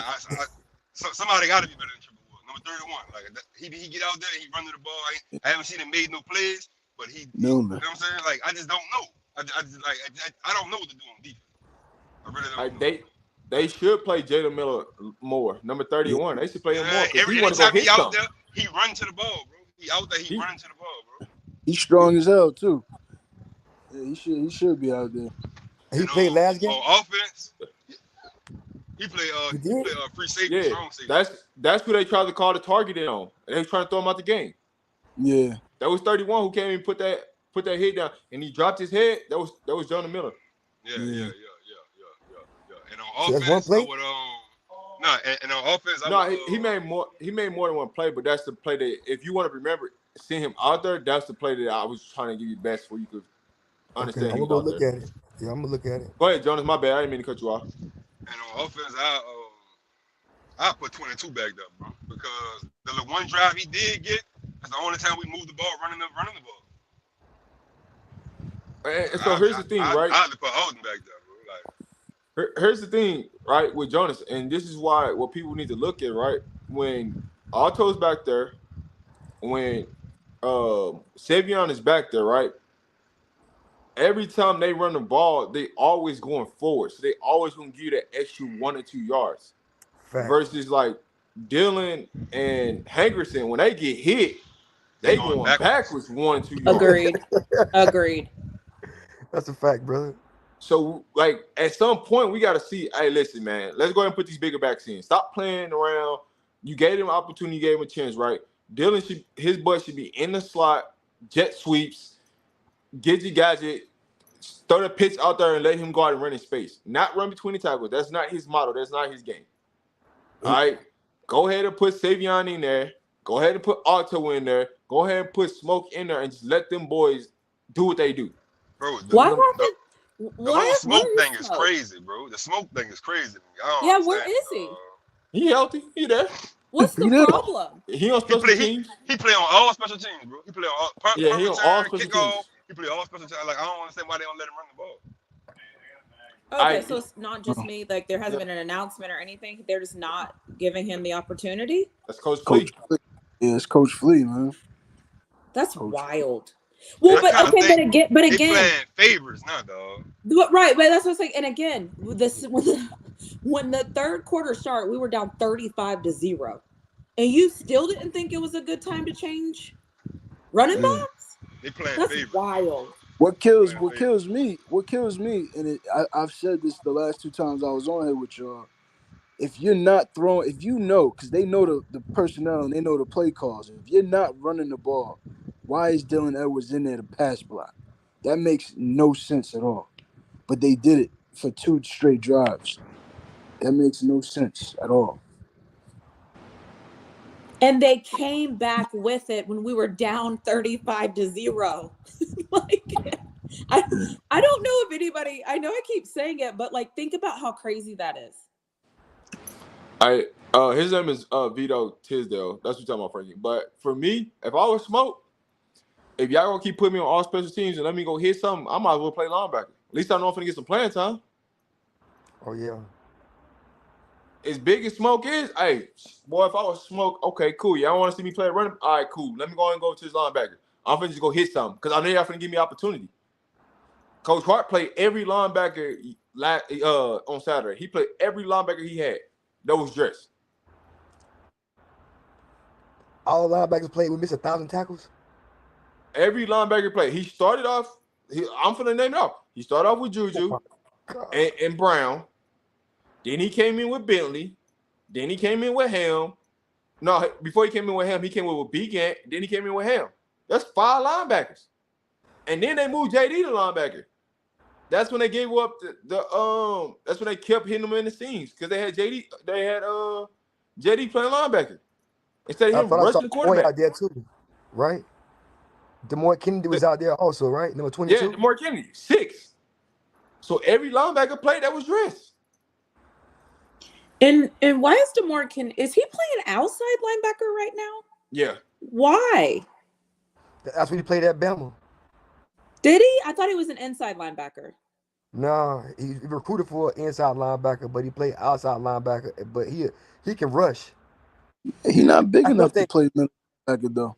He's huh? not big. He's not enough to be middle linebacker. He's 220. I don't mind Yeah. him playing outside linebacker, but they need to put him in better opportunities, which is Yeah. go blitz the quarterback or Exactly. have him matched up with a running back or tight end. Valid. I got you. But for some reason, they won't match him up with a tight end, or if a running back does come out, they don't never put him on there. They got to play it in space, which is fine. But the reason why they took him out was I want to say Juju came in, or it was the play when Travis J went up there and he hit him, and then Demore Kennedy tried to wrap him up with his arms instead of just taking him, just go ahead and tackle him. Yeah. One person hit, one person wrap up. That's technically what most people teach, right? And so Travis J came up there and hit, but he didn't come up there and tackle. And so then when the running back broke up, which is Irvin, that's when they're like, come back out. So they let him make one mistake and then they took him back out. So you might as well keep him in there. We already down. You might as well keep him in there and let him learn from it. There's a lot of weird politics going on. There's a lot of weird. I mean, I feel like some players can come in and they turn their hips the wrong way. They got to go to the sidelines. Other players come in and just get absolutely torched, and they're in there, and we just keep watching them do the same things over and over. It's wild. But I mean, when I said pregame that Ham wasn't gonna play that a lot, like I tried to tell y'all, like, hey, I didn't think Jeremiah Brown was the person who was starting, but I did, get some word that, Ham wasn't going to play a lot. But, hey, it is what it is, man, at that point. But I'm definitely right now, I'm telling y'all this. Everybody's job is on the line. Slusher is hurt. Him and Travis supposed to come back around the same time. Him and Travis Hunter. What, did he break his hand or something? No, he had it was like a little cleanup procedure he had to get done in his knee. Oh. It's not something major. It was just something minor. Coach Prime wanted him to get it cleaned up so he'll be ready to go towards the middle of the season versus him going out there and really damaging it more, and he need major surgery and he out for a long period of time. Yeah. So they just play cautious on it. Yeah, they job should be on the line right now. They need to really figure it out. You know, who's the leader, and I believe Juju should be the leader. And they need to like find some toughness, man. They really need to find some toughness. So you said, Rob, you gave your linebackers, right? Or your D lineman, right? Did you say Dominic name? Yeah, they had Jordan Dominic. They had him at linebacker. Go watch the second half. I know he got a sack. No, they had him at outside linebacker in coverage. But Go back and didn't watch he the get a game in sack the third though? quarter. Did Dominic get a sack? Yeah, he got a sack. Yeah, I'm saying, so why he not always there rushing? Like, because I only saw him rush. Well, or at least the only one try to rush. Right? Like they ain't blitzing nothing, seems like. So I hope they come to a point to where they start to blitz either a corner or the nickel, or even though I don't think Seven can blitz like that, but I will at least try to throw him out there to see what he can do to make some kind of pressure on the quarterback. He can't be sitting back there for a long time, especially when they dogging your quarterback. Like, you got to fight back or something, man. You can't just get beat up and just walk away. No. When they, to be honest with you, they do blitz. They blitz more than what you think they do, but we don't get home, so it don't feel like we blitzing. But we blitzing, we just ain't getting nowhere. And every time, you could tell when they gonna blitz every single time because they don't line up properly how they should be, and they give way that they blitzing. And it's easy to pick it apart because they blitz from the same places every single week, and it's so predictable. Yeah, so let me ask you this. So going into USC, I heard y'all saying I'm not sure if I want to trust Kamani coming out there starting against them.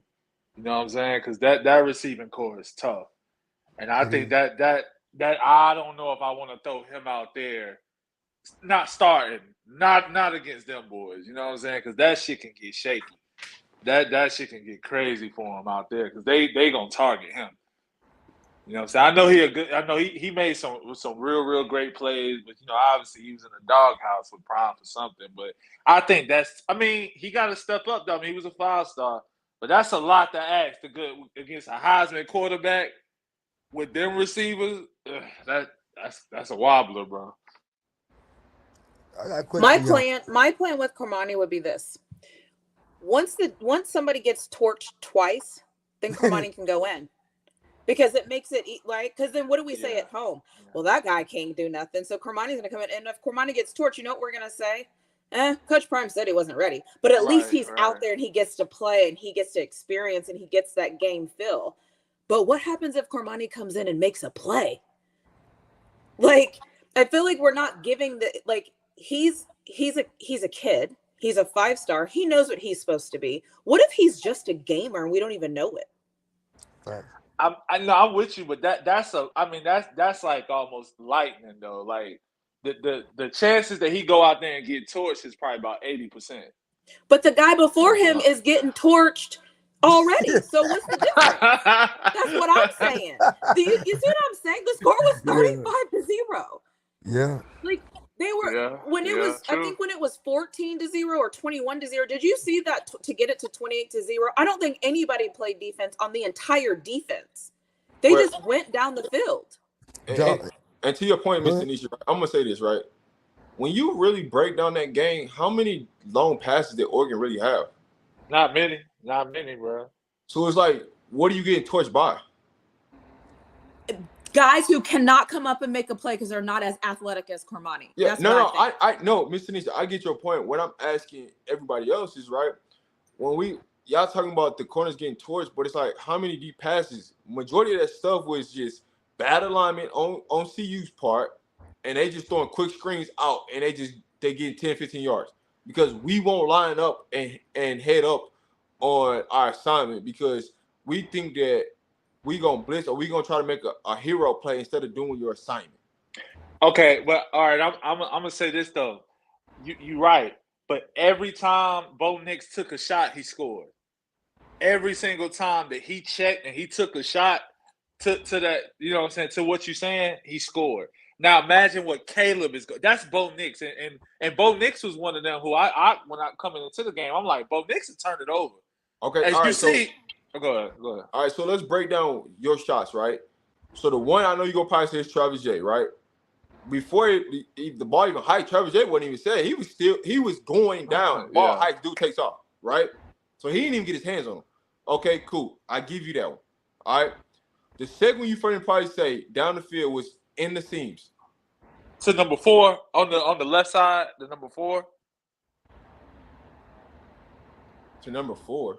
No, on defense. He was the cornerback on defense, the one with the dreads. That's Travis J. I just talked about that play. Okay. Okay. All right, so that's one beat, right? When you look at the other play, the next play, that's on the safety. That ain't on the corners. That's on Woods. Wood literally. Franklin put a move on him. That boy went to the sideline and cut back to the middle of the field. Touchdown. That's on the safety because that's what Wood's supposed to be at. All right. So reality, when you start breaking down the shots, how many actual deep shots did they really take on us? Right. It's the running game that really killed us. And then all Bo Nix did was stole a pass right down the line, or a 5-yard pass, and back tackle. But to what I was saying though, but that's Bo Nix. You got to realize you playing the best quarterback in football right now, well, college football right now. What? So what you you don't think Caleb coming up? Oh, I thought you were talking about Bo Nix. Yeah. No. I'm saying Bo Nix did that, and to me, Bo Nix, I mean, it was the reason he left Auburn. He got ran out of there. You know what I'm saying? We ran him out of there. But not we, but they ran him out of there. But now Caleb, he taking shots, effective shots. You know what I'm saying? Because that receiving core for at least I think for USC is 10 times better than what they went against. I mean, Holder was good, but they way better than USC now. Now USC 11, 15, like and holding. Yeah. They nice. But that goes back to my original point, right? I didn't say start Kermani. I said once a couple of guys get torched, okay, because they will. What are we going to do in response? How long do you keep? And everyone wants to say his confidence. This guy, you guys, he's not made of toilet paper. He's a football player. He is a football player. And you know what happens with football players? Some of them get torched repeatedly. Yep. And you know what they do? They come back on the next play. This is football. We're not playing like pee-wee soccer and he's not 5. Like, he has to learn. This is football. Like, that's my thing. It's like, there's a fine line between losing a guy's confidence and letting him know you believe in him. And right now, we're not doing either. We're not even giving him a shot to show him we believe in his ability and we believe that he's an amazing 5-star and we believe that he's come to Colorado and he's worth it. That's what I'm saying. I feel like everybody's worried about us taking his confidence. What about us giving him confidence to go out there and saying, you know what? Everybody is saying Caleb Williams is the best quarterback, right? This guy just got torched. That guy just got torched. This guy isn't covering correctly. We brought you here because we think you are better than all of these guys, because that is actually why you recruited him, because you think he's better. Give him the shot to show it. That's all I'm saying. And you know what? If he fails, you know what you do? You pull him out and you say, hey, congratulations. You've officially got burnt your first time in a college football game. It's going to happen again. It's going to happen again at some point, but let's make sure that time is not the next possession. And you send him on his way and you start to build his confidence, because that is what you're supposed to do. We have to stop like, this is football. What is the point? Protecting him? You guys, like, come on. Really?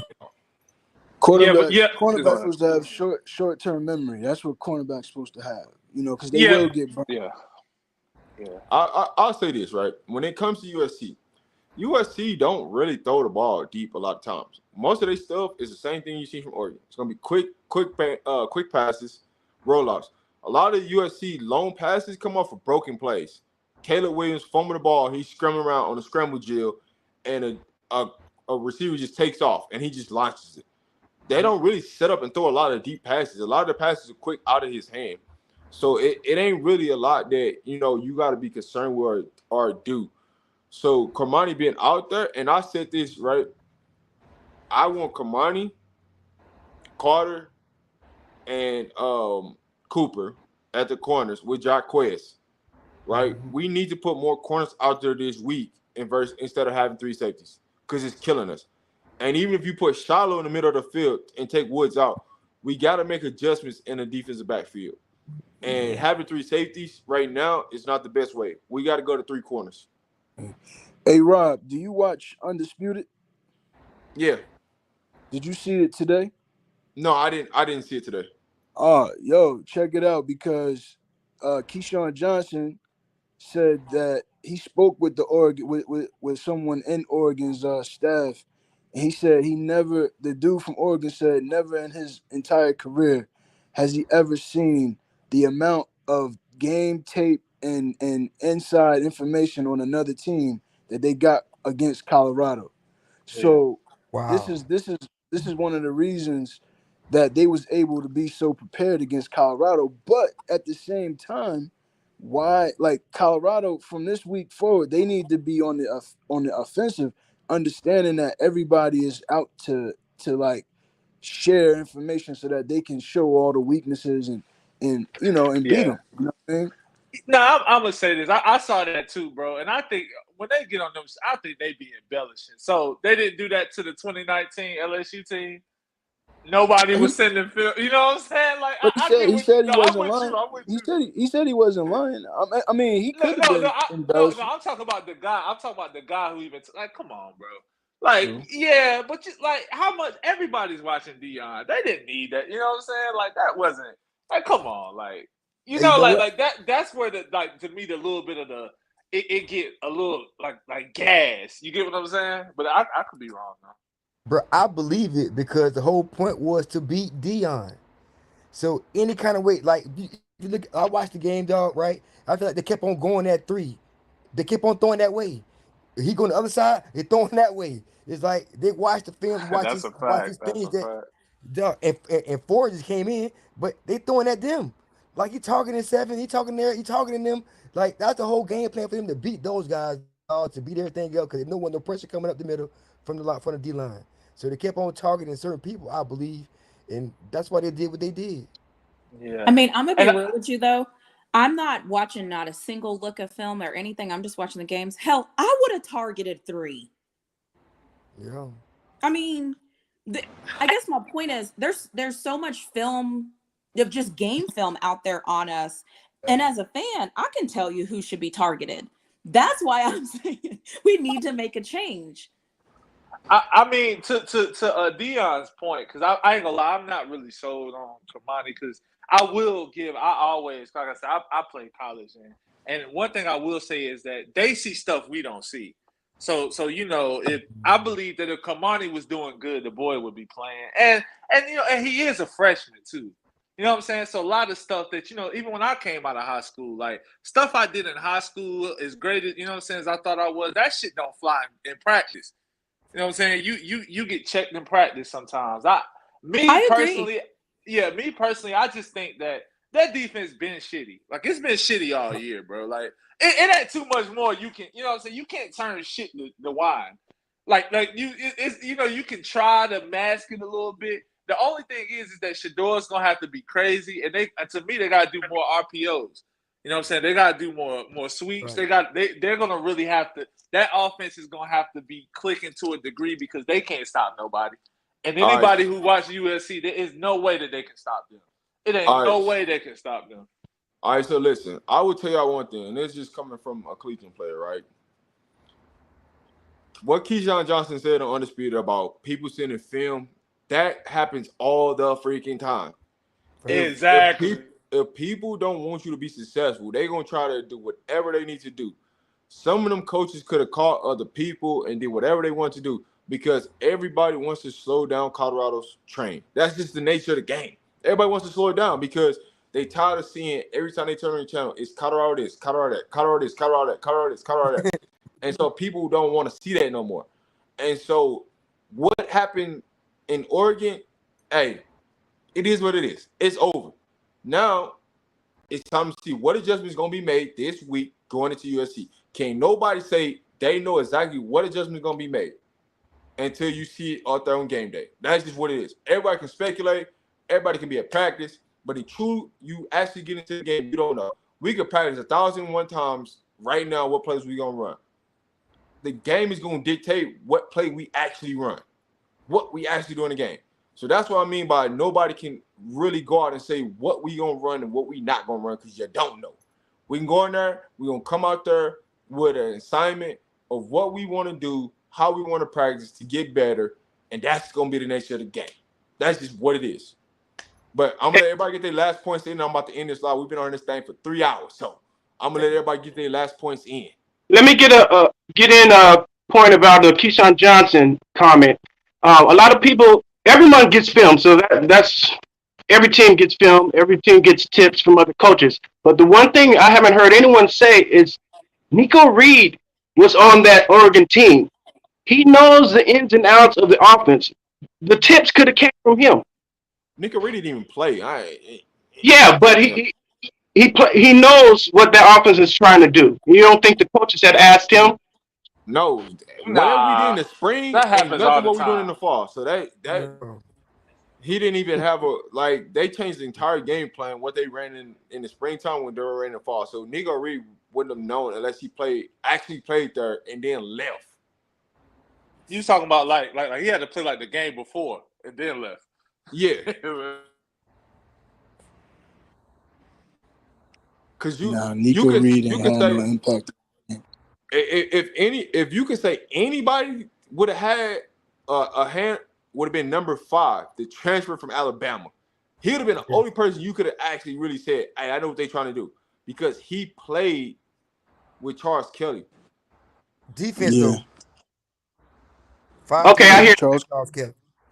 I hear that. The only last comment I have is just to comment on Tanisha about the Kamani McLean. I actually think Kamani not playing is more about Dion and not Kamani. You have to understand, if Kamani goes out there, 5-star recruit, and just gets dominated, that looks bad on Dion as a DB coach. So I think it's more about he wants to make sure that Kamani is technically sound before he puts him out there, because it's really going to make Dion look bad. I'll take it from here. I think what you're saying is partly true. I think more so he want to protect that woman's son. You know what I'm saying? Like, cause like he said, he cared more about them than he cares about football. Although, you know, he wants to win, I think he's doing the right thing by the kid to make sure he's ready, not so that he doesn't look bad, like not so that Dion doesn't look bad, but so 1, the kid doesn't get hurt, and 2, so he doesn't mess up his potential stock or his confidence. One of the last things I say is, as far as what you said, we don't know what they're gonna do this week, but you know what I hope they do is stop laughing and joking so much in practice and get serious. Shedeur can't be talking about Rolls Royces and shit like that. He need to be focused on the game plan and getting ready. You know what? My last thing, though, I kind of feel like having the cameras in practice that way is maybe deterring what they think about far as, because the game starts during the practice week. So if you think about what's on Twitter, what's on this, what's on that, like I guarantee you this, all the championship teams like Alabama, Georgia, they ain't got that shit going on there. None of that shit going. Ain't no media, nothing, none of that shit there. It's focused on getting the grind on. We're gonna worry about this team, this place, this play there. We're not worried about, you know, what the hell going on in the warm-ups. You know what I'm saying? Like, I don't know. That's my opinion. That's all I think it is, opinion, you know. I want to say my final thoughts is, if you think for 2 seconds you're going to stop Deion Sanders hype, you're an idiot. Deion, they lost the game. As soon as the game was over, all I saw were Fox commercials with Deion Sanders on. He's announcing who's going to sing in the Super Bowl. He's all over the place. He's calling into shows. He's here to stay. And it's amazing to me how these grown men, Deion was right in his press conference when he said, these coaches are out here to beat me. And I'm not playing, because if I was playing, I would be dominating. He's absolutely correct. They're so focused on him that it's this weird thing, and I don't know why. And I just hope at the end of the day, because I don't know if I'll be able to join the rest of the calls this week because I have a full schedule. But at the end of the day, I just hope that this team is actually looking and seeing who they are. And I hope when they come out on Saturday, we see something different. And I hope that if guys are making errors, we see somebody else come in.